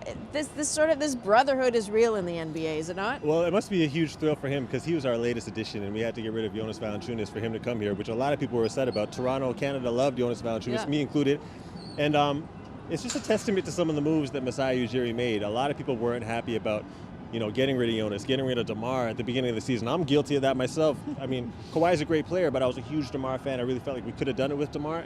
I felt like we gave up on him, but at the end of the day, Masai saw the guarantee of what could be here in Canada, and he had a vision, and he went against some of the doubters. And I mean, I must say that I was wrong about the whole DeMar situation. A lot of people were, and I mean, what he's created here in Canada is crazy, and he must be commended. When you say that, when you say what he's created here in Canada, aside from the alchemy of that team, what has he done? I mean, I'm asking this as someone who doesn't study basketball. Well, the sense of pride from winning an NBA championships is just different from winning a Stanley Cup. We haven't won a Stanley Cup since the 60s, so we don't have that type of feeling towards, winning in hockey and baseball. I mean, that was huge too, but I mean, now in the social media era, and you've got one team from Canada in the NBA. Back when the Blue Jays won, there was still the Expos, there's still remnants of the Expos, but now, like, we're the only team, and it's the height of, like, just all the social media stuff, like I said, and we're a world team now. Like, this is a huge deal, and I think with what he saw, he needed to guarantee us a victory. Bringing Kawhi in, I was questionable about that because he was injured all of last year. And he slowly won me over with some of the, flashes of performance. He was on my fantasy team this year, and he kept on taking all these rest games. I'm missing out on all kinds of points. And coincidentally, DeMar was on my fantasy team last year, giving me a lot of points. So I'm like, what is Masai doing? You know what I'm saying? So brought him in, and slowly as the season went on, won me over, won the fans over, won us the championship. So I mean, it's all good over here right now. Thank you so much. It's so interesting listening to you saying, I was wrong, he was right. That's why he's Masai and you're not. That's why he is, yeah, exactly. All right, listen, thanks, Anson. Stay with us. We are live all night with the Toronto that is apparently not going to bed, but we're just going to take a quick break.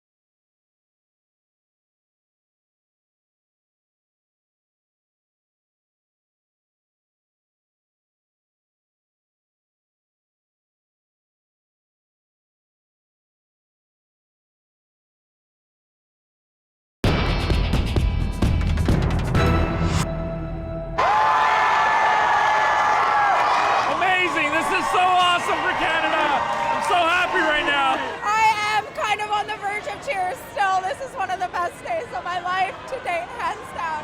I'm crying now. I'm shaking too. And this is huge for all of Canada. Like, this is, yeah, game-changing, pardon the pun. Wow, listen to that. Those are Vancouver fans celebrating alongside the rest of the country. Of course, celebrating the historic win for the Raptors tonight. Farah Morali is downtown with fans. She's just up the street from the Scotiabank Arena and at York and Front, not far from us. How are you hanging in there? I'm hanging in there all right. We're kind of standing on this concrete block just above street level. And I want you to take a look at the party over my shoulder, Adrian.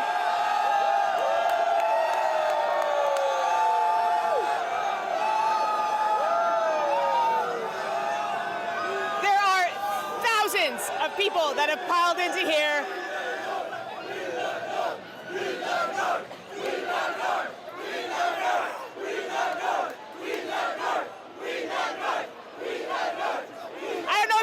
You can catch the champagne that actually just got sprayed onto that sign that you're looking at right now.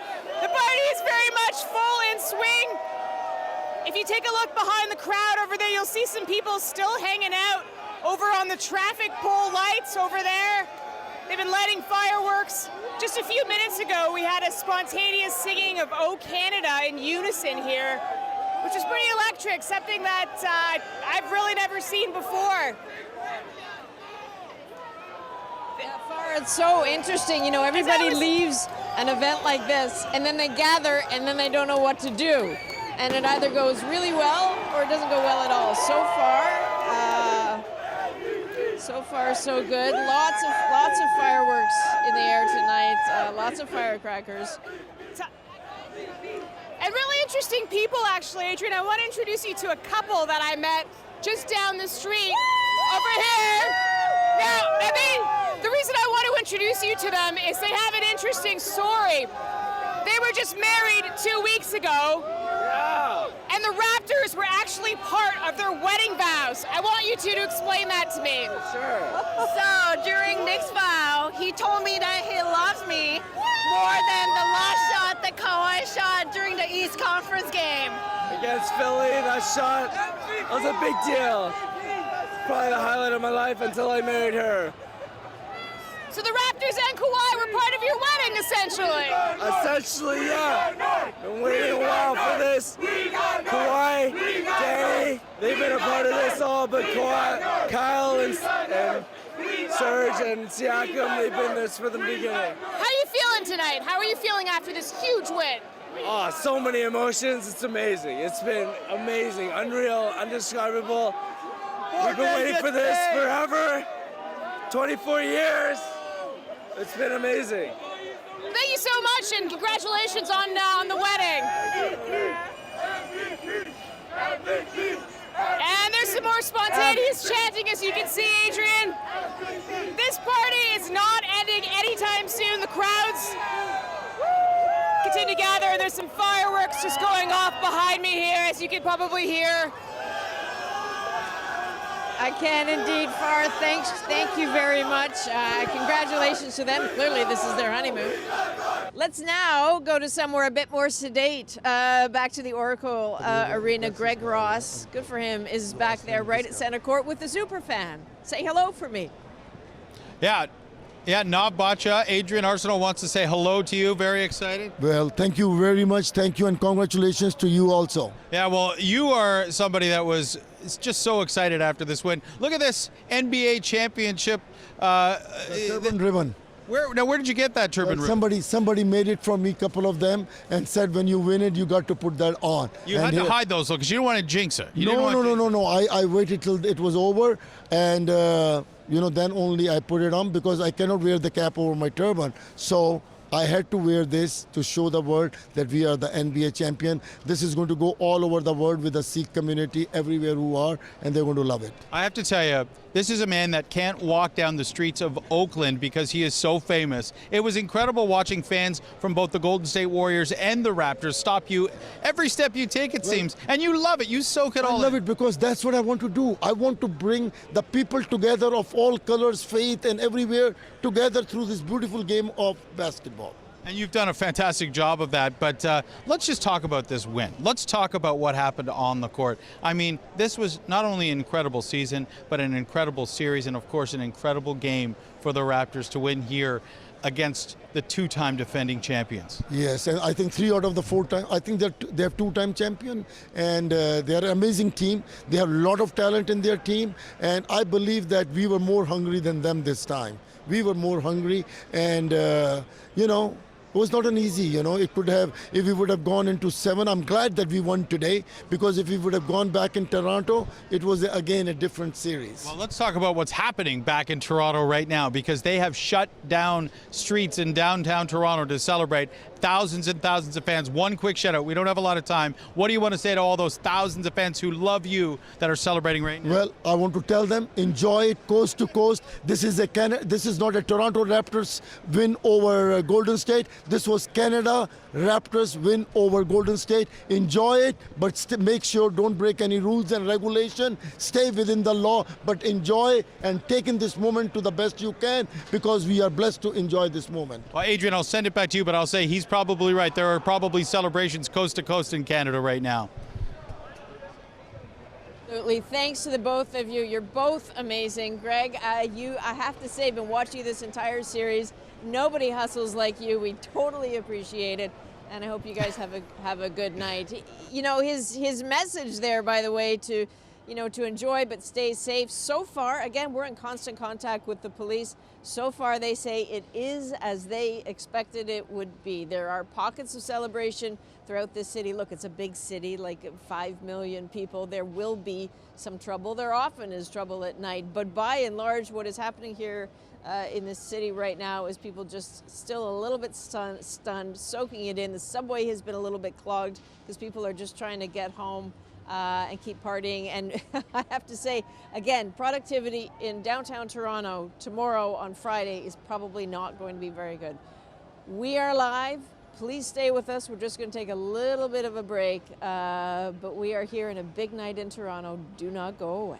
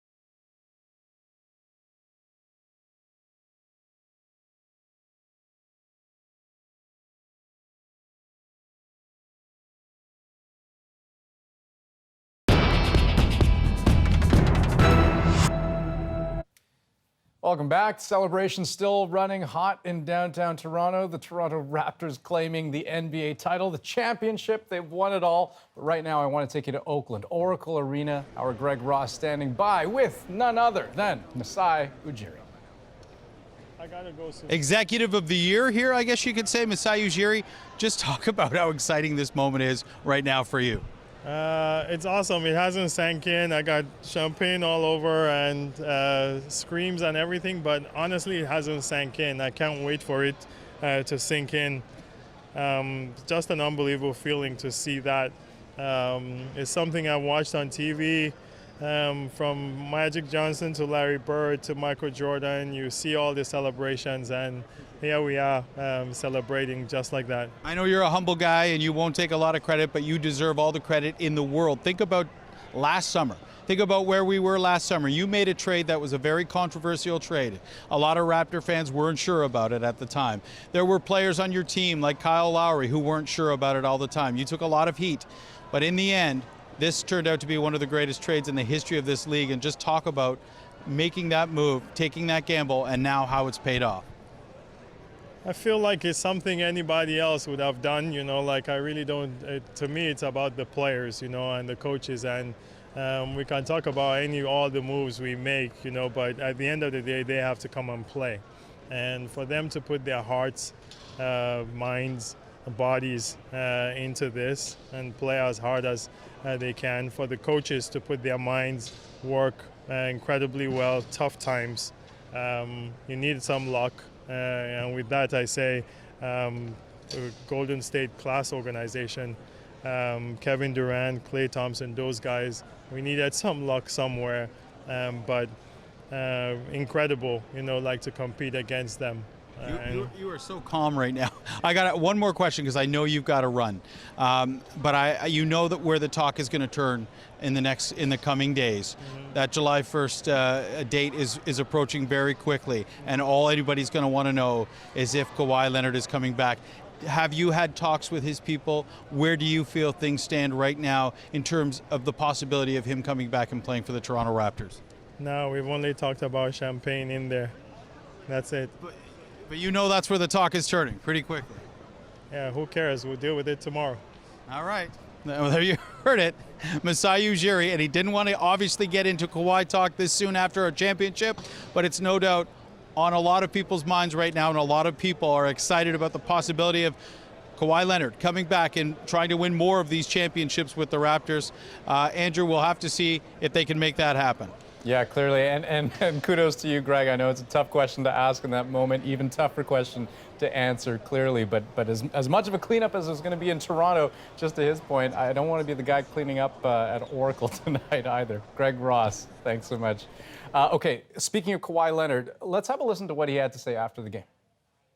I mean, we all know where my destinations were, but obviously, like I said, when I was there on my opening day meeting, that I was focused on the now, and I wanted to make history here, and that's all I did. I just I'm still playing basketball no matter what jersey I have on, and the guys here been making runs in the playoffs before I came, so I know they're a talented team, and I just came in with the right mindset. Let's go out and win ball games. I text Kyle probably a day later or the day that I got traded and told him, let's go out and do something special. I know your best friend left. I know you're mad, but, let's make this thing work out. And we're here today.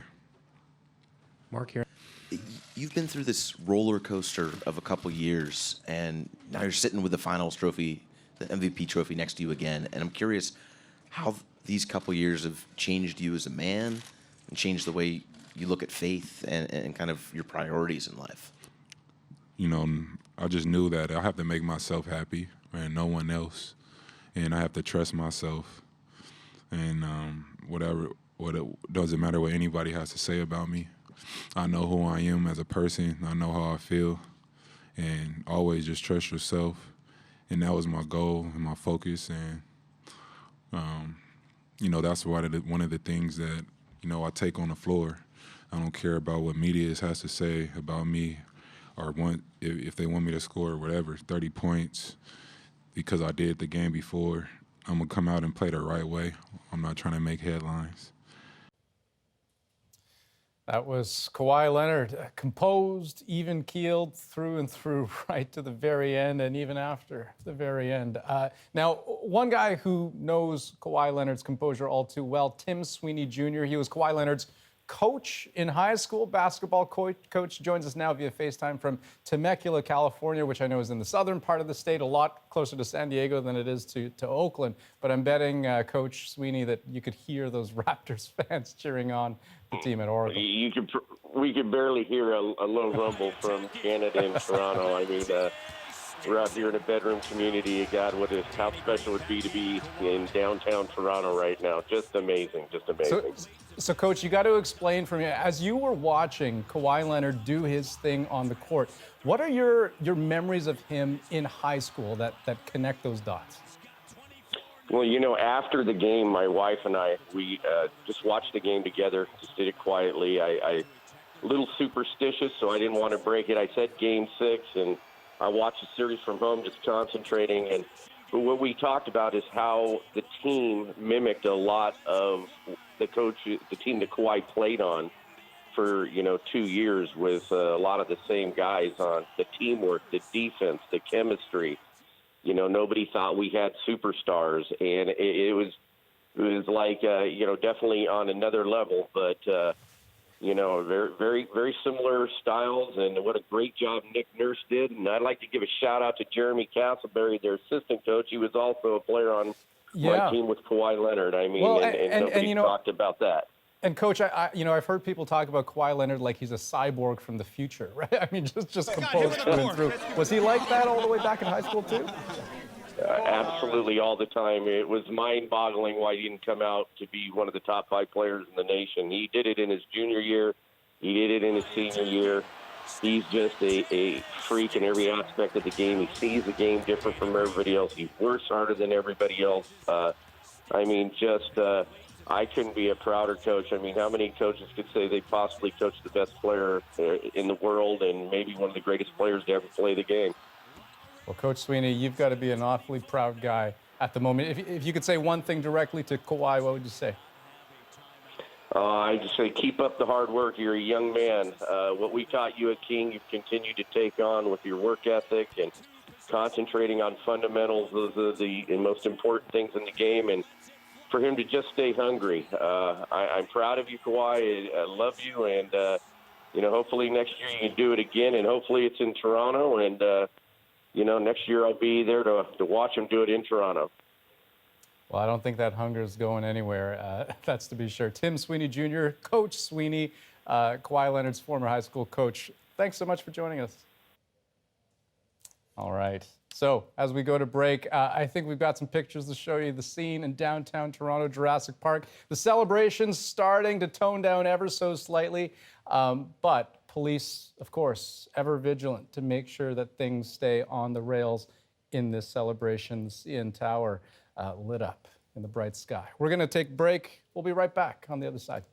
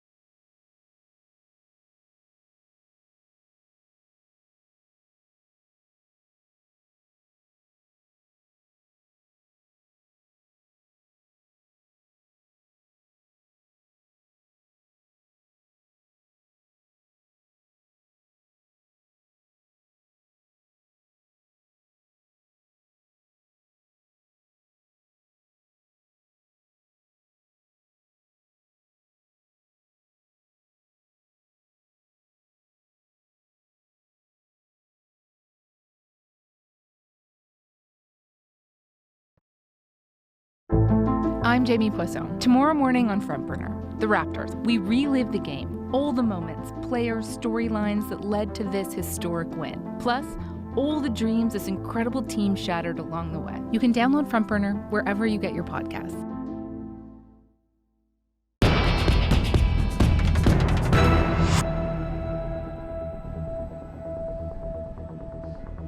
And welcome back, and have a look at the CN Tower. Why, might you ask, is it all gold? Well, that is the color, of course, of the Larry O'Brien Championship, NBA Championship trophy. And can you see there, we the North? Of course we are. Thank you, CN Tower, for that. It is just about 10 minutes to 2 a.m. here in Toronto. The city is starting to clean out just this edge of Jurassic Park. I nearly called it Raptors Park. But that's only because people are moving towards the center of the city. Again, police so far are saying they're relatively happy with the way people are responding. It is a huge city. There will be some trouble, but so far it is as they expected it to be. So we turn now to Ioana Roumeliotis, who is perched right above the center of the action in downtown Toronto. It's a pretty relatively unique view of what's happening. Ioana? Adrian, the scene, as you can see from this patio, gives you the perspective of how many people have flooded Yonge and Dundas Square. Look at that. The entire square is full and going all the way up several blocks and north of here. You can't see, but those roads have been all shut down. Police shut them down literally minutes after the game was over. This is where Torontonians go to gather for huge, epic events. The expectation is up to 1 million people have shown up here tonight, and it's all about, and it's been all about, a shared experience. Everybody wants to be with people to watch the game and now to celebrate this huge win. So as you can see, the crowds are thick. There are people hanging from scaffolding. Some dangerous, risky behavior to be sure, and the police are hanging back for the most part. They're keeping a watchful gaze, but from a distance. They want people to let off the steam and to celebrate. They'll move in, they say, only if they have to. But they do say it's a long night ahead. This party will be lasting well into the morning. Adrian? All right, that is Ioana Roumeliotis. We're going to head back to you, Andrew. We've been seeing such fantastic stuff from Greg Ross throughout this entire series. Apparently, he's done it again. Yeah, you could say that again. So Greg, he found his way into the Raptors locker room, and surprise, surprise, it was a little bit messy, a little bit crazy, a lot of fun. You think they use a lot of champagne in these celebrations? Take a look at this floor.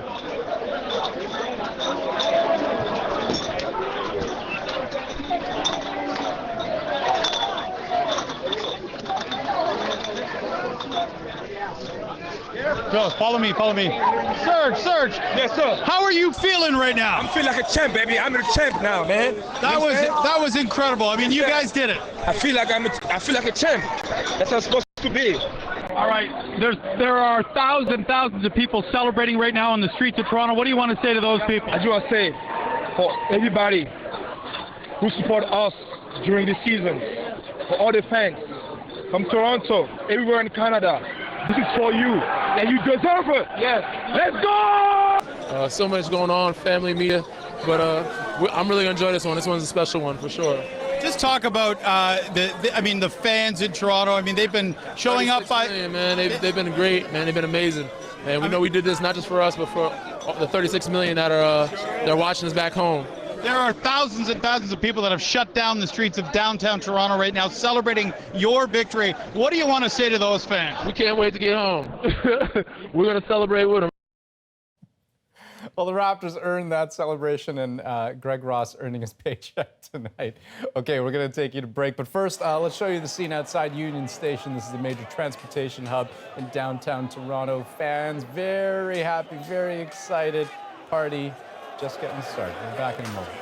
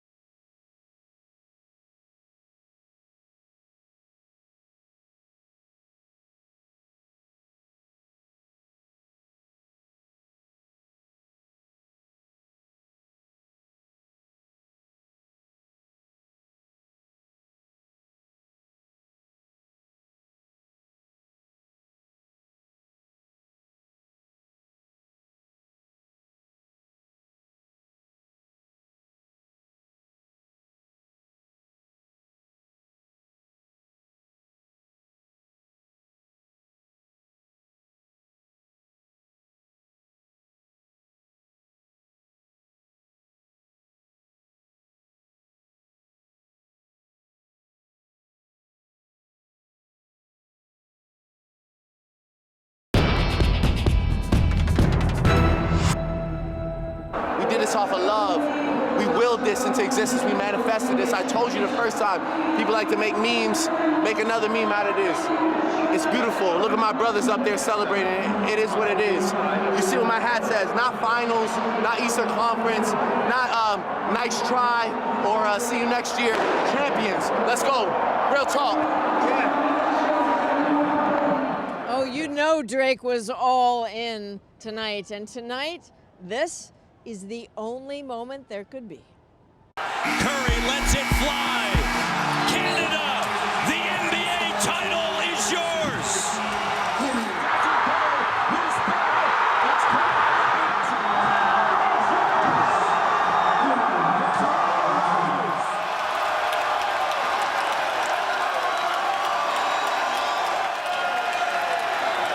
Your 2019 Bill Russell Finals MVP is Kawhi Leonard.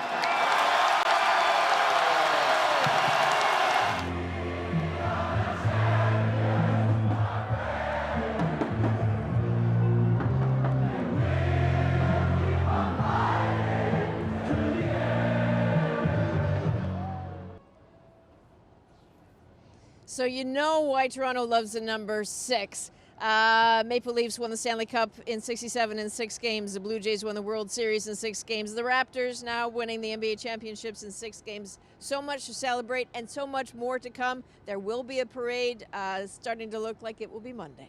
Yeah, and I'll just add the latest update from police is that things are relatively peaceful right now as they expected. Crowds are starting to dissipate.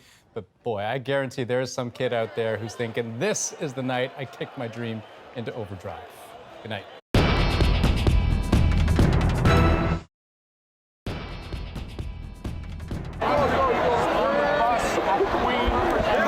Pepper spray. Breaking news from downtown Toronto, where thousands of people have flooded the streets of the city, most of them celebrating, some of them getting into trouble. These are images coming into our newsroom from one of our colleagues with Radio Canada of a group of celebrators who have gotten on top of a bus, and clearly that bus is not going anywhere anytime soon. Now this scene, if you aren't familiar with downtown Toronto, is just moments away from Toronto's Eaton Centre. And we're going to be bringing you lots more images like that, lots of celebrations from right here in downtown Toronto and right across the city and maybe even the world, wherever someone is celebrating the win of the Toronto Raptors in Oakland. Welcome to CBC News Network's special live coverage of this historic evening because, as we've mentioned, the Toronto Raptors have made history for their team, winning the NBA championship, beating the record-holding Golden State Warriors, and also making history for this country because for the first time ever, that trophy is going north of the border. They started from the bottom, now they're here, and they are loving every minute of it. Kawhi, Kyle, Fred, all of them, they brought us to this moment. And since we are celebrating this incredible moment, let's go to Magda Gabriselassie, who is in the streets of downtown Toronto, where there's slightly more room for you to breathe, Magda, because we've been showing the scene closer to Queen Street, where there are just so many people. Describe the scene around. What has it been like ever since they won? You know, it's been pretty exciting down here, I have to tell you. Everybody is in a great mood. We've had people coming up to us, you know, people high-fiving, hugging. Look at them. Everybody's just out here celebrating. Right? There we go. This is the scene all over downtown Toronto tonight. Obviously, the camera is attracting the fans here. People are cheering, people are happy, people are excited, and this has really been the scene all the way around downtown. I just want to, they're taking over here. I just want to bring over, I'm going to come over here, talk to a couple of fans here. So this is Chris and Jackie. You guys are dressed for the part. Yeah, absolutely. You guys have been fans for a long time. For pretty much since existence, for sure. In fact, what do you have there on your neck and you on your arm there? Oh, I got my old school tattoo. Yeah! Oh, come on. What was it like to actually see the Raptors take the championship tonight? Oh my God, a dream come true. A dream come true for Toronto, for Canada, for everybody. We deserve it once in a lifetime, and I gotta see it. I gotta see it live.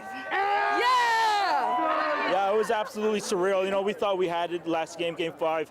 We kind of celebrated a little bit too early, but we took care of business tonight, and we the champs. We the champions! You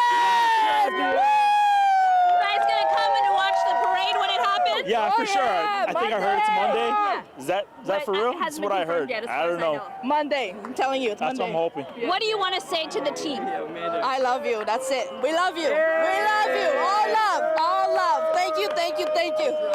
No, for sure. Same thing. It's all love. It's all about love, man.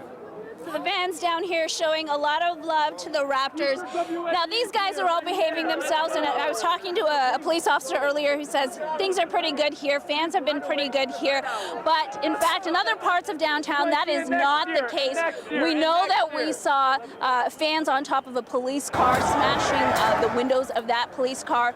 Just a block down from here, we've had fans on top of a TTC bus, and I'm sure tomorrow we may hear more on whether there will be any charges laid. But right now, in this part of the city, these guys are behaving, people are having fun here, and people are celebrating, Natasha. That's right, Magda. We should make that clear that it's been a couple of hours since the Toronto Raptors won and the city and the country exploded into cheers, but we really haven't heard much in terms of bad behavior, in terms of looting. A couple of incidents like that police car that you showed us just moments ago. But you know, you were speaking to those individuals, and I don't know if they're still there, the fans with the tattoos, and they say they're sending love, they love that team.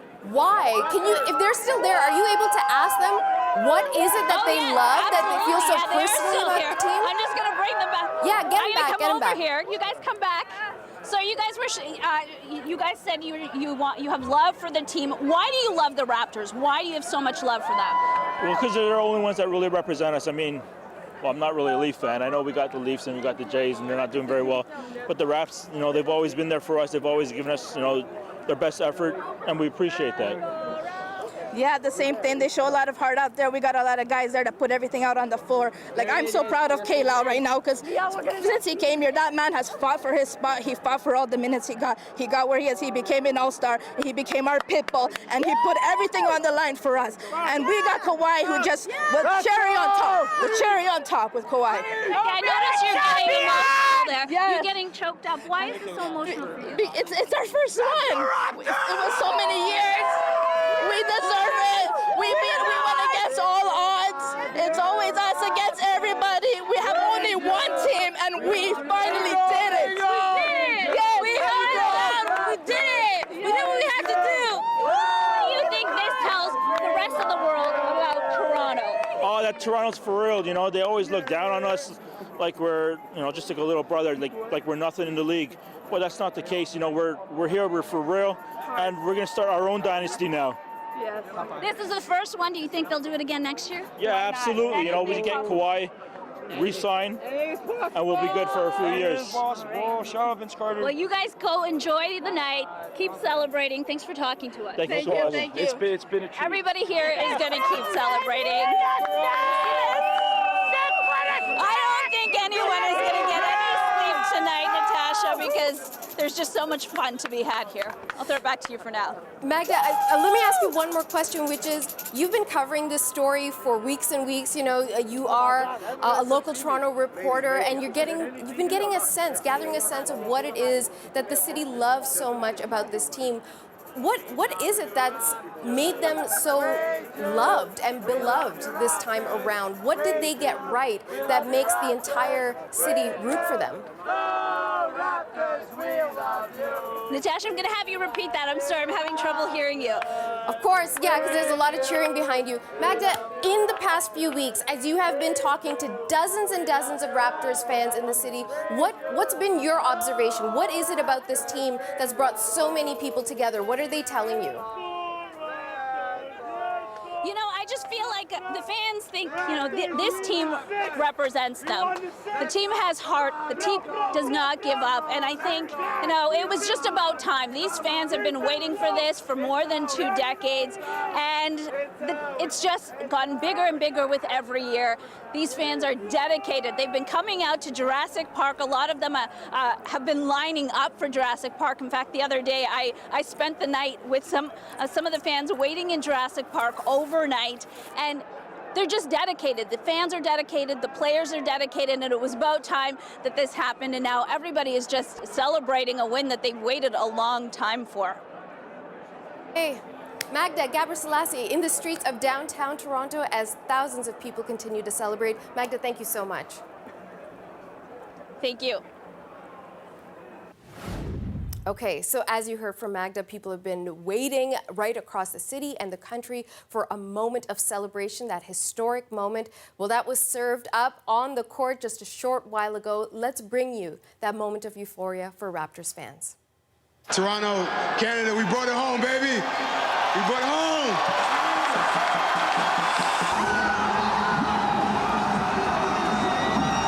We won! We won!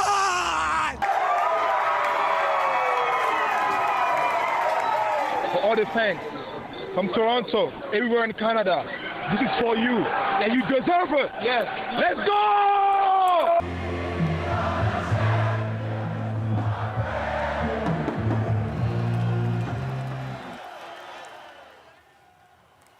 Those were just some of the highlights from the games, from the streets, from the court, to all around where we have been watching as fans celebrate the victory of the Toronto Raptors playing in Oakland. This was Game 6. There was concern for Toronto Raptors fans after they lost Game 5 on Monday night, thinking they had it, and they lost by a point. Would they lose their momentum? But no, they went to Oakland. They went up against the best team in the league, and they showed that no, in fact, Toronto Raptors are the best team in the league. You are now looking at Kawhi Leonard. He is now the official MVP of the season.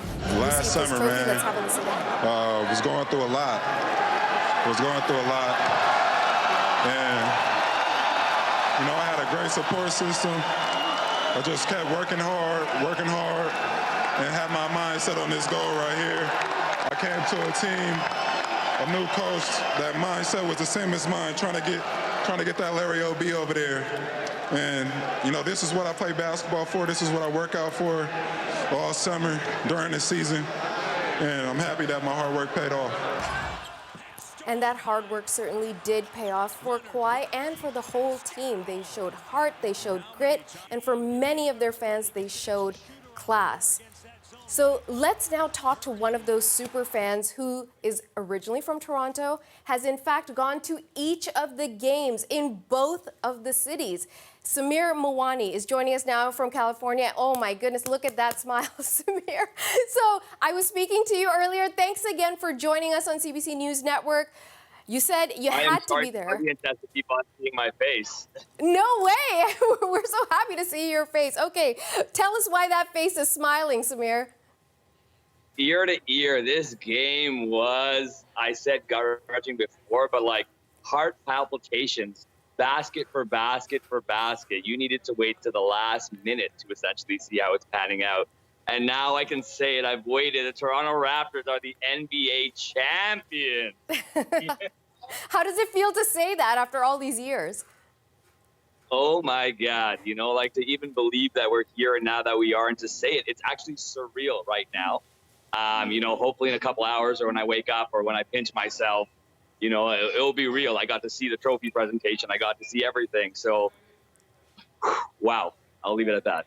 Okay, you know what, Samir, since you were in the stadium, which is pretty awesome because it's the last time the Warriors are going to be playing in the Oracle Arena. We should make a note of that. It's been their home for years and years. They're moving to a different arena. It's a bittersweet moment for their fans for a couple of reasons. A, they lost the championship, and B, they're losing their arena as well. But before we get into all of that, I want you to help me understand, if you can. We thought the Raptors had won because they were already celebrating. They'd won by a point, and then they said, no, you have to keep playing and you have to reshoot again. Can you help us understand why that happened? Because it's not particularly clear to us.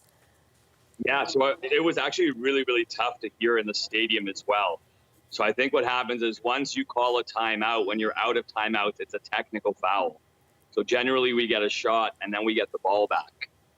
And then there was another miscommunication. And that, to be honest, I'm still not clear on, because we got 2 more shots to then be up by 4.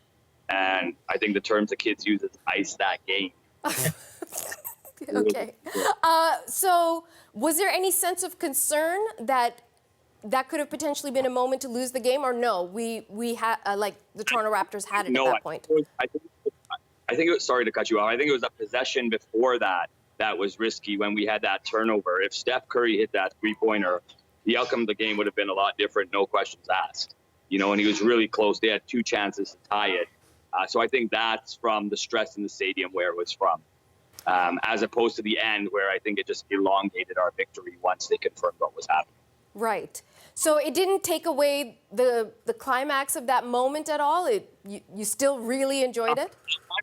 It did. No one knew what was going on. Right. I mean, you know, I was like, are we going to lose this? Are we going to lose this? So, you know, you could even see some players' hands go up, and then they had to put it back down. So I think it was a shock to everybody in that moment. And then from there, the clock wound down, and, you know, Warriors fans kind of, you know, conceded. And from there, the Raptors are the NBA champions. Okay, so let's talk about that moment, because I remember in Game 5, which was played, the last game in Oakland, Game 4, there was a significant number of Raptors fans in the Oracle Arena, and then they started singing "Oh Canada," and they were chanting and cheering. Did the same sort of thing happen this time around? Like, how were the fans, at least for the Raptors, responding?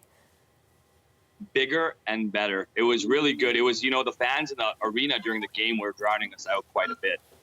Just because they knew how important the game was. So I'll be honest, I was sitting by myself today, and every time I cheered, the opponents would cheer louder because my voice projects quite a bit.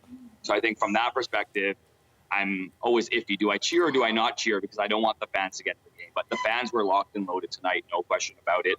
And we were just cheering back and forth. You know, they weren't so happy with me during the game, and luckily they're still happy with me because we're the NBA champions.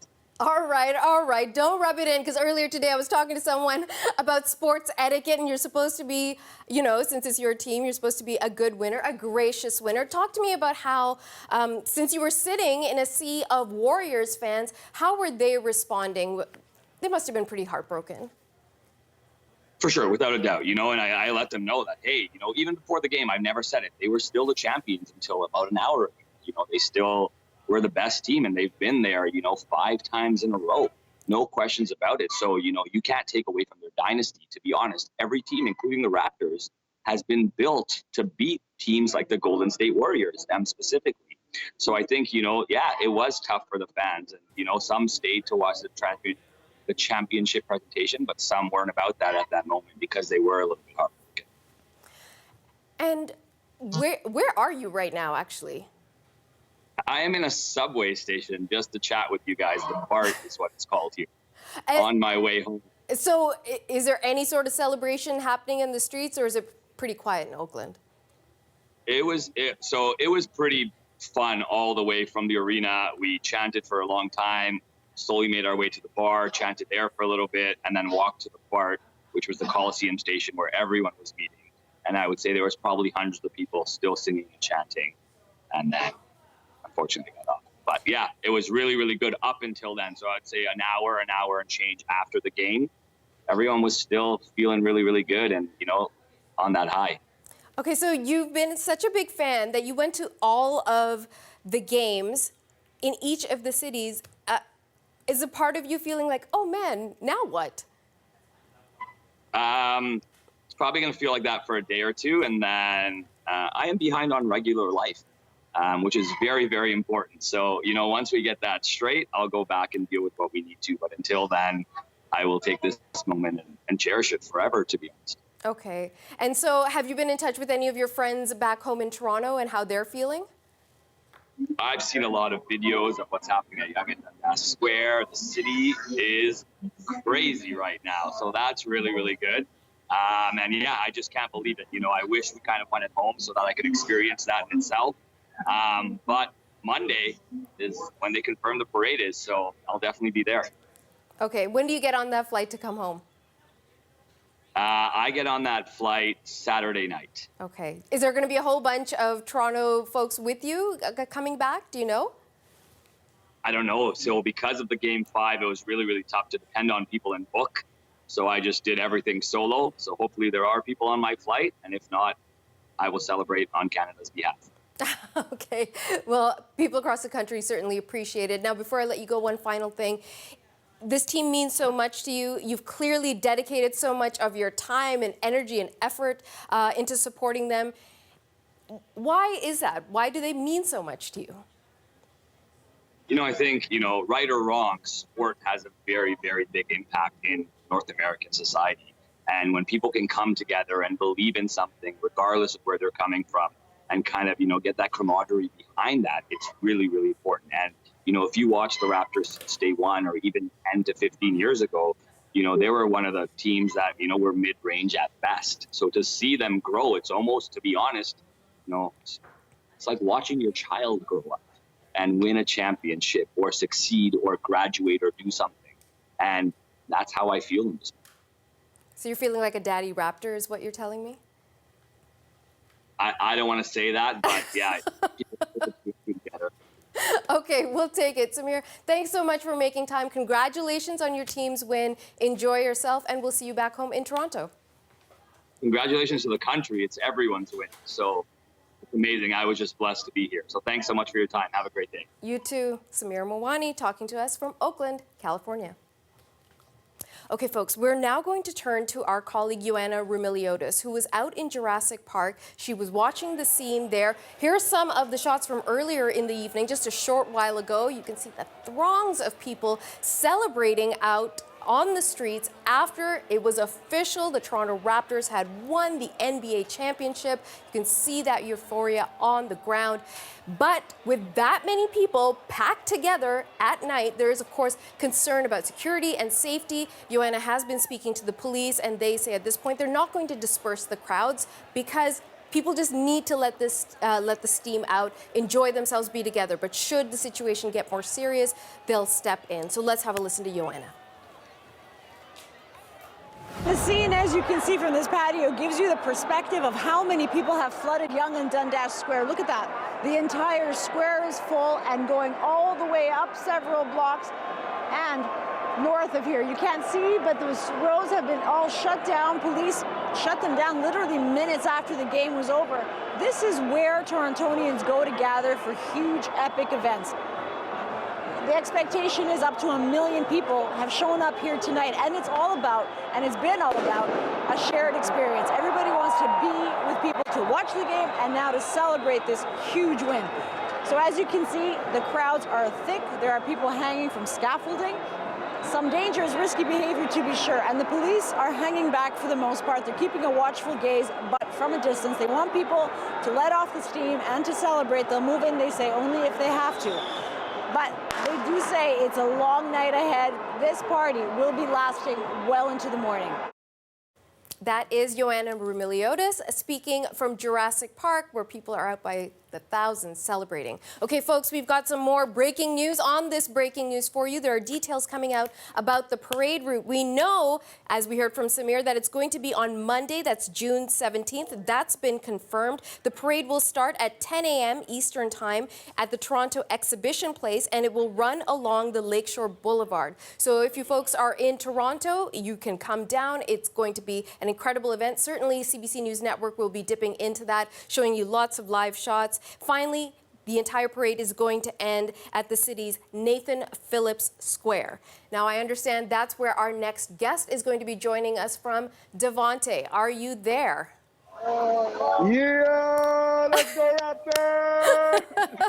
You see this right now? Oh my goodness! They're wiping out. They're going crazy. Okay, folks, so just to set the scene for people across the country, you can see that Toronto sign in the background. This is Nathan Phillips Square, right in the heart of the city, right off of Queen Street in the major shopping district, about a block or two away from Toronto's Eaton Centre, so in the heart of things. And normally people don't go dipping into that pool. And to introduce our next guest, Devontae is a very talented musician in downtown Toronto. He's also a huge Raptors fan, but then he's also Steph Curry's cousin-in-law, being pulled in two directions, being a fan for the Raptors and also being a fan of his cousin's incredible skills. So how are you feeling tonight now that the Raptors won, Devontae? I feel amazing. Like, how do you guys feel? I feel like, do you see this? Like, yo, how are you guys feeling right now? Let's go! That's how we're feeling right now. We're downtown. We're on Yonge Street. It's like too crazy to be on Yonge Street. So like, you got to go to Nathan Phillips Square. And now they're running through the water, through the Toronto sign. So the city right now is very unified and everyone's having a great time out here. It's love. Have you had a chance to speak to Aisha, your cousin, or to Steph Curry? No, I'm gonna wait. I'm gonna give him a little bit of time. I'm gonna call him tomorrow and then see how he's feeling. How do you think Steph is feeling? I mean, we can all guess, but you know him really well. The last time you and I spoke, you described your cousin as an angel. So how do you think he's doing right now? I'm sure he's upset because he's fully invested into this, but I don't know. I can't tell you. I don't know. You have to ask him still. Okay, you tell me how you're feeling. When you were watching the game, as the momentum was building and it was going in the direction of the Toronto Raptors, what was going through your head? It was intense. I was, really just invested in. I was kind of hoping for a Game 7, so I was kind of, fearing that was going to happen. But then when the Raptors pulled it off, it was like the most craziest energy ever. I don't know. If you go on my Instagram, you'll see it all. And then, like, I kind of documented it. It's crazy. It's just intense, pure, just energy. The energy is just intense right now. I don't even know how to say it. Some real Raptor stuff, Toronto stuff. So tell me, what is, like, you've been out, they won over 2 hours ago, people still out celebrating. Describe to me what's going on. Do you see this? They're running through, this is the water that people are not supposed to be in. There's been fireworks. There's been like fireworks on Yonge Street, cars, people on buses downtown, running on top of it, climbing on top of the Eden Center on street poles. It's just like, there's people climbing on top of these arches over the Nathan Phillips Square, and it's like, but everyone feels like really good. It's not like chaotic in a bad way. It's just fun, love, pure love, and just pure joy. Download Son of Dawn, June 21st. Devontae, you are so giddy, and I'm so afraid your phone is going to bust because of the shouting and the noise. Okay, so tell... What's your plan? You see this? What's going on? More people? Oh my gosh, they're carrying the We the North They sign? have a We the North in the water fountain. Crazy. Is it warm enough to be dipping into that water? Doesn't matter. It's rapid territory. The jungle. We're made for the rainforest, so it's okay. For sure. Okay, you are bursting with love for the Toronto Raptors. Why do you love them so much? Well, it's more about the city. It's all about the city. Like, they're just a representation of people, of us. People tell us that we can't be the best and be what we want to be, and they don't believe in us, and then it just takes a lot of hard work, and the next thing you know, we're champions, and that goes with all of us in all the fields. So, like, that's how we're all feeling, it's all a great energy. Everyone's accomplishing their goals, and for the city, like, yeah, look at this. I feel like everyone feels the same way. I don't know, maybe that's just my perspective, but yeah. No, it's a good perspective to have. So tell me, do you think it's something special about basketball? We're supposed to be a hockey-loving country. Lots of people play soccer. Lots of people love the Toronto Blue Jays. Oh my goodness. I feel like Devontae is not listening to me. I'm listening, hockey. Are you sure you're listening? I'm listening. Okay, so multitask. It's crazy. No. Okay, true enough. You're multitasking. So do me a favor and tell me what you think it is about. If it's about Toronto, then why not the soccer team or why not the baseball team? What is it about basketball that's gotten the city so excited and so united? We won. We're champions. The first time ever in history. Never been before. This is the first time. Like, this is what, I don't know. This is the first time we could ever say that we did it and we're alive to witness it right now. Like, that's the craziest thing I feel like about the moment. So we're just really enjoying the moment right now because it might not ever happen again. and we've been waiting a long time. So what's the plan for the rest of the night, Devontae? At this very moment, like I said, I'm going in the moment, so I'm just gonna walk around here and see what kind of energies I go into, and see where I go and have some fun and try to go until the sun comes up, because the sun at dawn is the best thing, you know? You're not going in that water, right? For sure, I'm definitely not. Okay, definitely, good. That's a Roger that. I'm not going in the water. Roger that. Okay. So, all right, listen to me. I know you want to savor this moment, but you are in this very unique situation of being pulled between the two teams. When you do speak to Aisha and Steph, what are you going to say? Yeah. I don't know. I said, I love you guys. Can I come out there, or are you guys going to be mad at me? What do you think they're going to say? They're going to say I can come out there. That's just a little joke to break the ice. Well, the Warriors, your cousin Steph played with a lot of grace, a lot of fire. You got to give it up for the Warriors. They Yeah. definitely showed true Warrior heart, with all the injuries, especially Clay when that happened to him, and Steph put all of them, They all stepped up, and, it was a close game. What was it, 2 points or 1 point? It was ridiculous. So you didn't lose any faith after the Raptors lost the last game? I wanted Game 7. I wanted to go to Game 7. That would have been the only opportunity to go to Game 7. So, but I'm still happy. That's why I'm out here having a great time. It's a little selfish on my part, but what'd you do? You're not alone. You're not alone. There were a lot of people who wanted it to go to Game 7, right? Because they thought, well, it'll be back in Toronto, then we can be closer to the action. But at the same time, I'm hearing a lot of folks, including yourself, saying, hey, we'll take the win no matter when it comes. So congratulations to you. Taking that W. Let's go, Raptors. Raptor foot. Raptor foot. Raptor foot.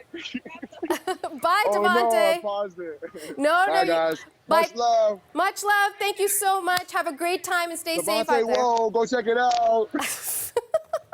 That is musician, Toronto Raptors fan, Aisha Curry's cousin, Steph Curry's cousin-in-law, a very joyful Devontae, joining us from Nathan Phillips Square, which is coincidentally also going to be the finishing point of the parade that's taking place on Monday for the Toronto Raptors based on their success. Now, Katie, remind me, we're going to Greg Ross, right?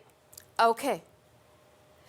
So our friend Greg Ross, our colleague Greg Ross, doing incredible work during this final series of the NBA, going back and forth, back and forth. He is back in Oakland right now, and he was inside the arena. He gave us an incredible tour of the Oracle, the last tour probably anyone's going to get. And he's there now with the players inside the stadium. Let's have a look at what he's been up to. You think they use a lot of champagne in these celebrations? Take a look at this floor.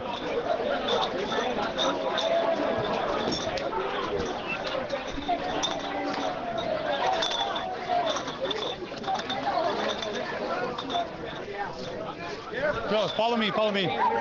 Serge. Yes, sir. How are you feeling right now? I'm feeling like a champ, baby. I'm a champ now, man. That was incredible. I mean, you guys did it. I feel like a champ. That's how it's supposed to be. All right, there are thousands of people celebrating right now on the streets of Toronto. What do you want to say to those people? I just want to say, for everybody who support us during this season, for all the fans from Toronto, everywhere in Canada, this is for you, and you deserve it. Yes, let's go! So much going on, family, media, but I'm really gonna enjoy this one. This one's a special one for sure. Just talk about the fans in Toronto. I mean, they've been showing up by. Man, they've been great, man. They've been amazing, and we know we did this not just for us, but for the 36 million that are they're watching us back home. There are thousands and thousands of people that have shut down the streets of downtown Toronto right now celebrating your victory. What do you want to say to those fans? We can't wait to get home. We're going to celebrate with them. Did you guys notice how much water-resistant gear all those guys were wearing? He had a rain jacket on, goggles on. Even the walls were covered with plastic or some sort of tarp so that they didn't get wet from all the champagne. Certainly a huge celebration in the Toronto Raptors locker room, brought to us by our colleague Greg Ross, who's been following all the games right since the beginning. Okay, so shortly after that moment in the locker room, we then heard from some of the critical people involved in the success of the Toronto Raptors. We heard from their head coach, Nick Nurse, about what they were able to accomplish over the season. And then we heard from the NBA's MVP, Kawhi Leonard. Let's have a listen to them both. A lot of bottles of champagne in there. First question in the middle on 4.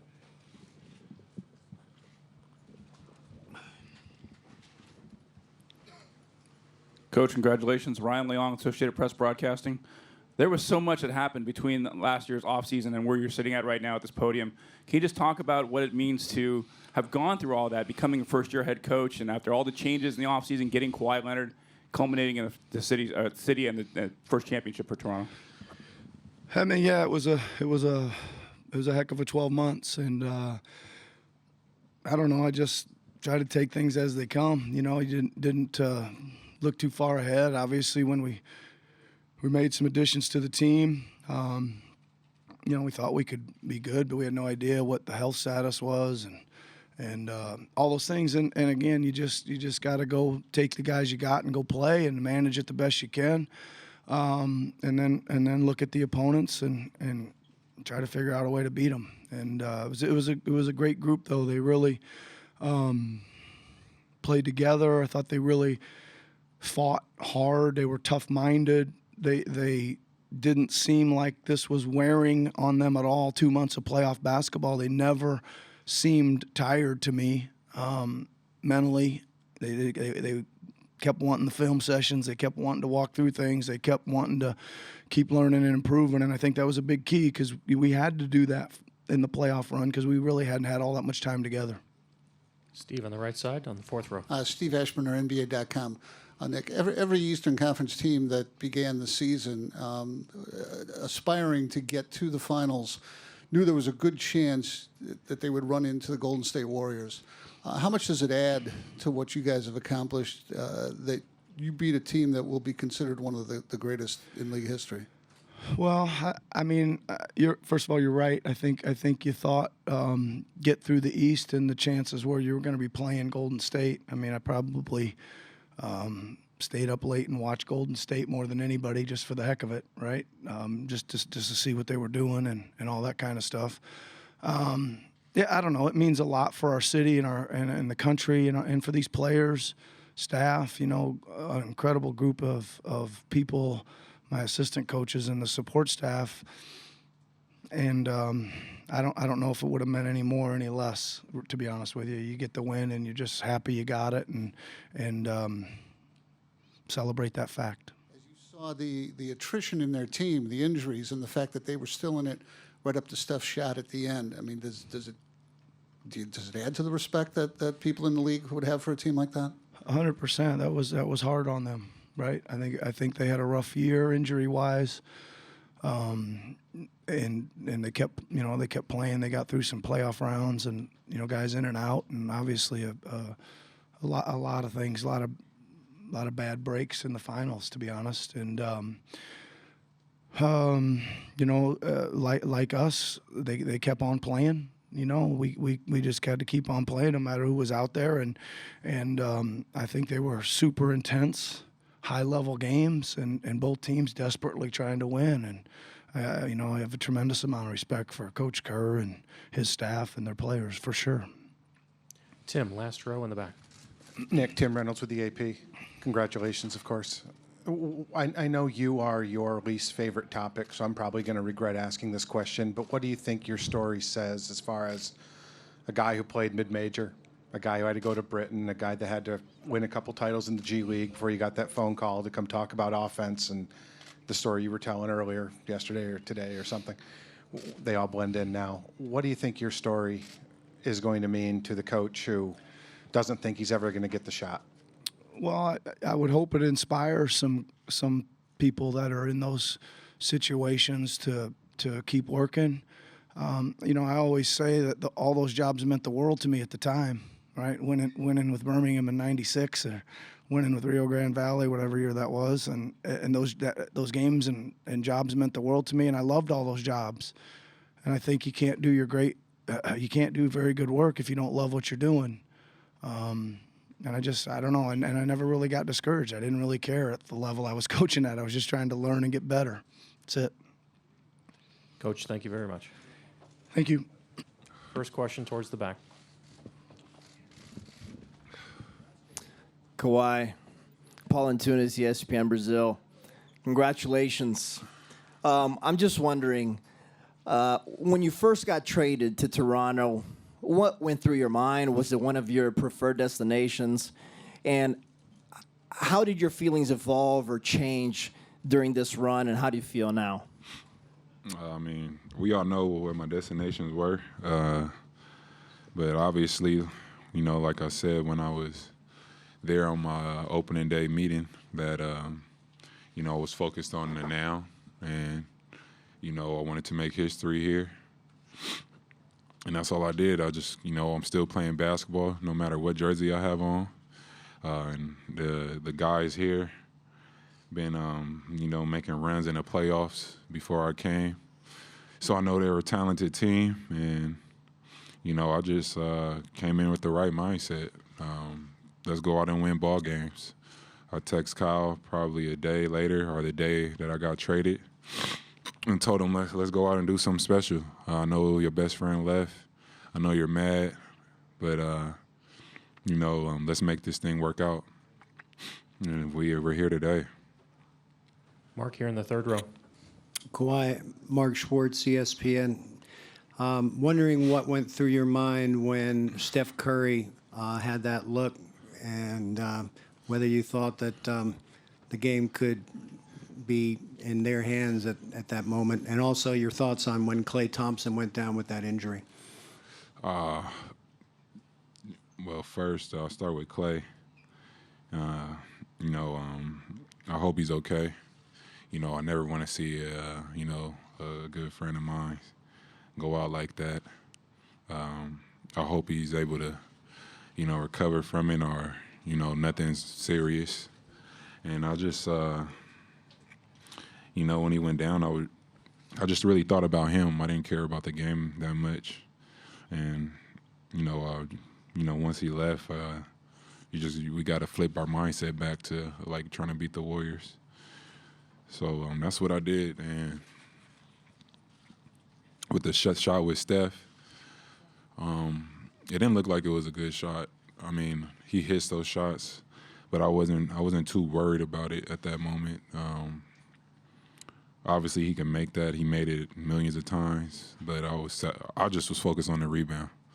You know, I've been in situations like that in the finals that I lost up 2 or 3 points, and we lost that game because of rebounds. You know, I forgot who shot the ball. I mean, you guys know the story. It was the last 2 possessions for Miami. They got 2 chances to shoot threes. Well, 4 chances at the basket out of 2 possessions. And that was my focus. I was just trying to get the rebound. And once he missed the ball, I tried to keep tipping it so some more time could run out. Didn't want to grab it right away so they could foul me. And Draymond ended up with it with 0.9 seconds and called a timeout and kept moving from there. Reed in the back. Kawhi, Reed Forgrave with CBS Sports Straight Ahead.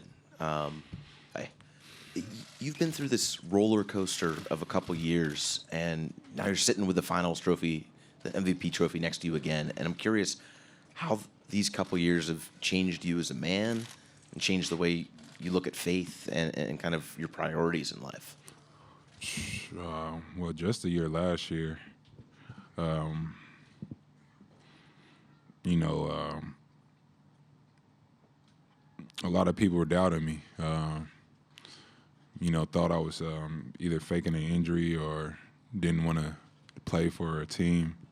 And that was disappointing to me that was out in the media, because I love the game of basketball. Like I always say, if we're not playing this game, if we're hurt, I mean, you're down. So me just, you know, going through that, and, you know, I just knew that I have to make myself happy and no one else. And I have to trust myself. And it doesn't matter what anybody has to say about me. I know who I am as a person. I know how I feel. And always just trust yourself. And that was my goal and my focus. And, you know, that's one of the things that, you know, I take on the floor. I don't care about what media has to say about me or if they want me to score whatever 30 points because I did the game before, I'm gonna come out and play the right way. I'm not trying to make headlines, and that's just things that I pretty much learned just throughout this journey of being in the NBA. So I mean that's how I just keep growing up as a man, and that's why I say I just think about my past life and try to learn from situations and be wise and learn from others. Last two questions standing on the left side. Kawhi, Dan Wicke with the Los Angeles Times. Along those lines, you since Media Day, you've said, I just want to play basketball. I'm curious what it was like emotionally to hear that final horn, to know that a year after you had basketball sort of taken away from you, that you were able to be on stage with an MVP trophy, to be in a locker room. What did that mean to you? It meant a lot.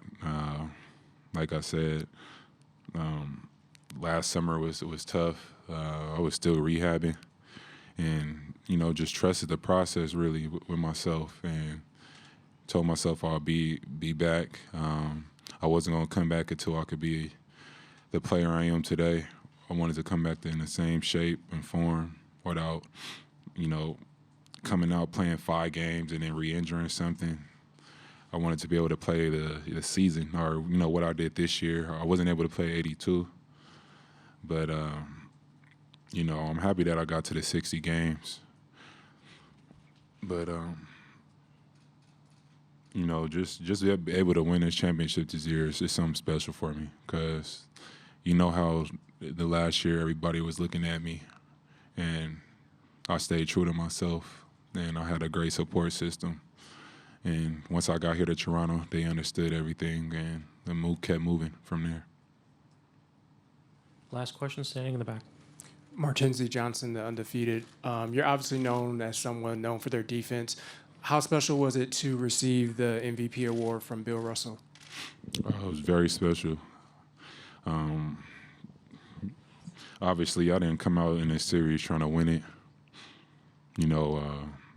It was a whole group collectively. Tonight, Fred played amazing in that fourth. Kyle played amazing tonight throughout the whole game. Pascal played big.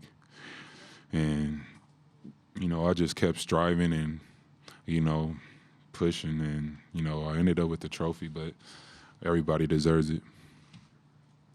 Thank you, Kawhi. Okay, so we were just bringing you the press conference that featured head coach of the Toronto Raptors, Nick Nurse, and of course their star player, their MVP, Kawhi Leonard. So interesting to watch how mellow and relaxed and genteel those two men are when most Toronto Raptors fans are going crazy right now, screaming and hollering and celebrating in Toronto, in Oakland, and really right across the country and around the world. Wherever they enjoy Toronto Raptors, they are enjoying a good time right now. And incidentally, if you're wondering why the heck was Kawhi wearing that set of goggles on his head, well, just moments before the press conference, they were popping bubbly and champagne in the locker room, and in fact, so much that some of the guys had to wear like raincoats and they had to cover up their eyes. They even had plastic to cover up the walls. They're having a good time tonight in Oakland. Okay, but we're also having a good time in downtown Toronto, where lots of people are out there celebrating their team. Let's go now to our next guest, who flew all the way from Brussels, Belgium, to be in Toronto. She used to live here. Emily Tendur. I hope I'm saying your name Hi. Hi, Emily. So, close enough, close enough. How am I supposed to say your last name? Tendur. Tendur. Okay, well, come on, yo, that wasn't even close. All right, let's say it properly. Emily Tendur, thank you, merci beaucoup, for being here this evening. Why are you're you welcome. Why are you in Toronto? Are you visiting friends? Yes, I'm visiting friends, and I'm just so stoked to be here at the exact right time. Honestly, this is even more exciting than New Year's Eve and my birthday all combined. This is so fun. Okay, were you a Toronto Raptors fan before coming to Toronto this time around? Yeah, like when I lived here, I went down to Jurassic Park as well. It wasn't as exciting, but it was still fun. And being in Belgium, it's very hard to follow the games because of the time difference. So I'm so happy that I was able to catch a couple of the games at the right time zone. It was just very fun. So where were you during the game tonight? Where were you watching, and what was that atmosphere like? I was at Jurassic Park, and it was just insane.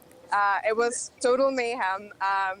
I got a literal champagne shower by Champagne Papi. Drake was there, just meters away from me. That's like a fucking dream coming true to me. Okay.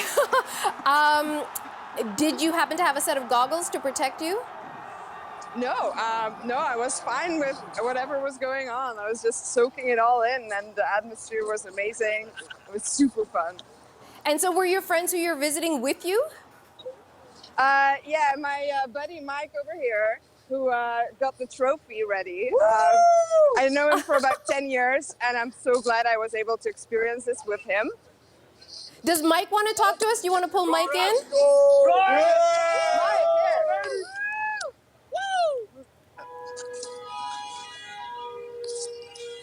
Okay, folks, Emily is now handing her earpiece. Hey, Mike, this is Natasha Fatah at CBC News Network. How are you doing this evening? Good, how are you? Doing awesome. I can tell. Mike, tell me about this trophy you made. Who's that supposed to be for? Like, hold that up for us. Yeah, it's this Larry O'Brien trophy. Before the finals started, you know, I always see like creative signs at Jurassic Park. And I thought of this idea. I said, if the Raptors make the final, I'm making this trophy for sure. And I ended up doing it. So, man, I can't believe this is happening right now. Why are you so excited? What does this victory mean to you? Man, I've been a fan since I was 10, right in the middle of the Vince Carter era. I honestly never thought I'd see this day happen. Like, I'm such a big Raptor fan. Sports is a big part of my life. I play sports. I met a lot of my friends through sports. So the fact that the Raptors did this, I never, ever would have thought this day would have come. It's all surreal to me right now. So why go down to Jurassic Park? You know, people often ask around the country, man, it looks crowded in there. It'll be gross and sweaty and all these weirdos are down there. Why would you want to be down there, not in your home where it's comfortable? It's actually not that bad. Like, on TV, it looks really cramped and everything, but you have a lot of space. And for me, I think it's just amazing. You're surrounded with people that are just as passionate about the Raptors as you are. So it kind of feels like I'm watching the game with like 1,000 other me's, and it's just incredible. Like, if there's a huge dunk by the Raptors, everyone has the same reaction. If there's a bad call against the Raptors, everyone boos. Everyone has the same reaction. It's just contagious, the feeling you get once you're in Jurassic Park, for sure. Like, and that's why I come here. That's why I come. You know, you don't go to Jurassic Park and wait 8 hours in line if you're not a true fan. And that's, you know, all the passionate fans, or most of them, are in Jurassic Park. And that's why I love doing that, for sure. Mike, are you and Emily able to share the earpieces? And we can try. Yeah, why don't we give it a shot? Because, you know, you guys went down there together. You watched the game together. Can you both hear me? Yep. Oh, terrific. Okay, so, okay, guys, where do you go now? So you were in like the best possible spot. I mean, if you had to be in Toronto, you're not in Oakland. If you were in Toronto, you're close enough that you're actually getting a taste of Drake's champagne being poured on you. Oddly, that's a great thing, I suppose. So where do you go next? Where's the night going to go from here? Honestly, we've been just roaming the city, and we walked all the way up Yonge Street, which was intense. Like, all the cars were just honking, and everyone was just in the middle of the street, and no one cared. So now we're just finding other crazy spots with lots of noise and excitement. You know, just taking it all in wherever we can. Emily, compare this for me, because like you said, you know, you don't get to watch many of the basketball games in Belgium. I can hear all those cars honking on Yonge Street. But soccer's huge there, right? Have you ever seen sort of like camaraderie like this for a soccer match, or have you seen this many people get out in the streets? Like, do a little compare and contrast for me. What's the difference? What's the similarities? Yeah, so on the last World Cup, we were doing very well, and I watched the game like on squares, like in big places. And honestly, soccer is the only thing that us Belgians really brings together, unfortunately. That's why I enjoy sports in Canada so much more. But even then, like, even when we won games, everyone was just excited, but we just go home after. we're not such big celebrators. So this is like World Cup times 10 to me. This is way more fun. Sorry, Mike, I missed the last thing you said. Say that again. So yeah, just soccer in Belgium compared to this is just 10 times more exciting. Really? Okay, so Yeah. when you go back home, do you live in Brussels? Close to, yeah. Okay, so when you go back, how for someone who's not interested in basketball, maybe doesn't necessarily pay attention to North American sports, how would you describe this experience to them? What are you going to tell them? They got a lot to learn from us here in Toronto, that's for sure. Yeah, I mean, I've got a lot of friends that actually do follow the basketball and have been texting me, like my brother. I'm sorry to mention this, but he was actually supporting for the other team. So I am so glad that we got this one and that I can finally tell him right and that Toronto is way better. But yeah, like people that are really into sports, they actually prefer to watch the games from across the ocean instead of the Belgian ones. Because let's be real, cycling is not so exciting to watch. Okay, wait, but why does your brother support the Warriors? I don't know. I don't know. I should ask him. He definitely chose the wrong team. Do you think he supports them just to bug you? Maybe. That sounds like my brother, to be honest. So. Well, you get the last laugh, don't you? Oh yeah, definitely. And when I get back to Belgium, I will have that last laugh in his face. All right. So, guys, are you both in town on Monday for the parade? Yeah, of course. Yes. Are you going to go to the parade? Definitely. Yeah, that is no question. All right. And so, Mike, what are you going to do with the trophy then? Is someone actually going to be the recipient of this magnificent award you have created? Hey, if one of the players wants to take this, I'll gladly give it to them. Are you going to try? Like, are you going to try and get up close and personal? And I mean, you got close to Drake. Maybe you'll get close to Kawhi. Maybe, who knows? I'll wave it in front of them. If they grab it, go right ahead. They deserve it, man. I didn't even think I'd be here right now, to be honest. So I'll definitely be at the parade. I'll be there. I'm going to line up early for that for sure. Like, this is a dream come true. You know, Emily, before I let you go, and if you don't mind terribly, if you could give us your favorite Raptors cheer in French? Oh, actually, my first language is Dutch, so I can definitely do that for you. Please do. Come on, Raptors! Yeah, that sounds like Dutch. I used to live in the Netherlands. Dank u wel. Thank you all. Good night, guys. Thank you so much. Have a great time. Thank you. Have a good night. Thanks. Bye. That's Emily Tondeur joining us from Belgium. Her first language is Dutch. She used to live in Toronto. She's now back in Belgium, but still rooting for her Toronto team. And that was her buddy Mike, who made a fake trophy, who might try to give it to Kawhi Leonard. We'll see. All right.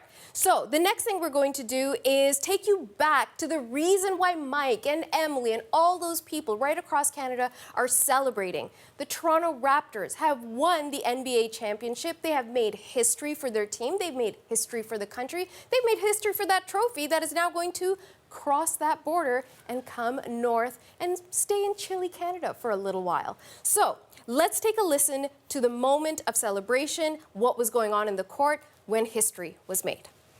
Toronto, Canada, we brought it home, baby. We brought it home.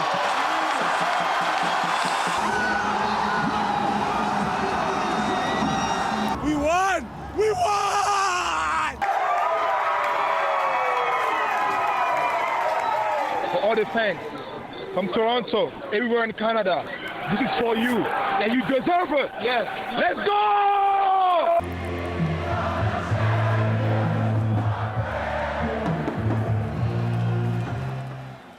A dream come true for Canada's team. The celebrations are still going on across the country after a historic victory by the Toronto Raptors. And now, For the first time ever, the NBA champs. We'll be hearing from ecstatic fans all day today.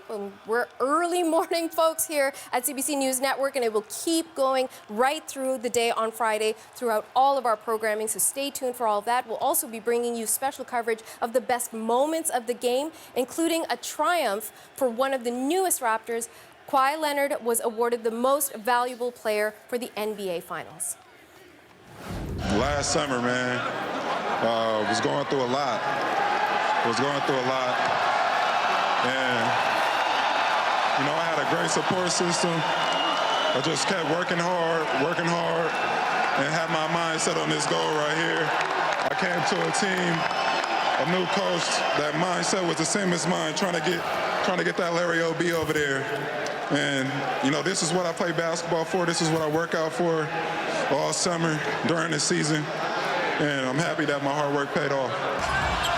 You know, it is not often that we see Kawhi Leonard get emotional, that we hear that voice crack, because he is so calm and under control most of the time. But now a two-time NBA champion and two-time NBA Finals MVP. He won those other titles with San Antonio and the Spurs back in 2014. He's one of only 3 players to have won the Finals MVP title with multiple franchises. So you can imagine Toronto's pleas for him to stay with the team.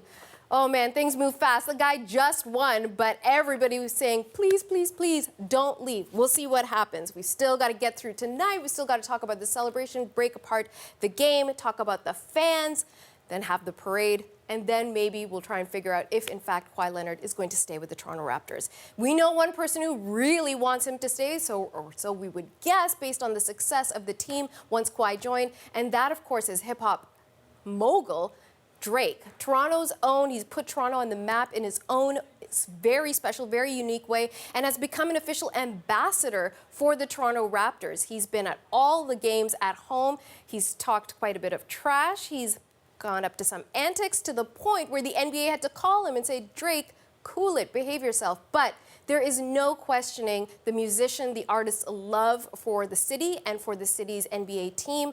And no doubt he is joyful tonight out there, I'm sure, celebrating this historic win. After the team won, he was in Toronto. He was at Jurassic Park, spraying some of the people we've been talking to with champagne. And then he spoke to reporters. So let's have a listen to him. Drake, how does this feel right now? How does this feel for everyone? This is poetic. This is poetic. You just gotta watch it happen. The 6 and 6. Kyle Lowry with the ring. Kawhi Leonard bringing a chip to the city. I want my chips with the dip. That's all I know. I don't want my chips plain. I want my chips with the dip. So bring them dips. That dynasty's over. We did what we had to do. Praying for KD, praying for Big Papi. But tonight belongs to Toronto. We earn it. No, it doesn't mean. It's not about what it means. You know what it means. You can turn your cameras up to the screen and know what it means. We did this. We did this off of heart. We did this off of love. We willed this into existence. We manifested this. I told you the first time. People like to make memes, make another meme out of this. It's beautiful. Look at my brother.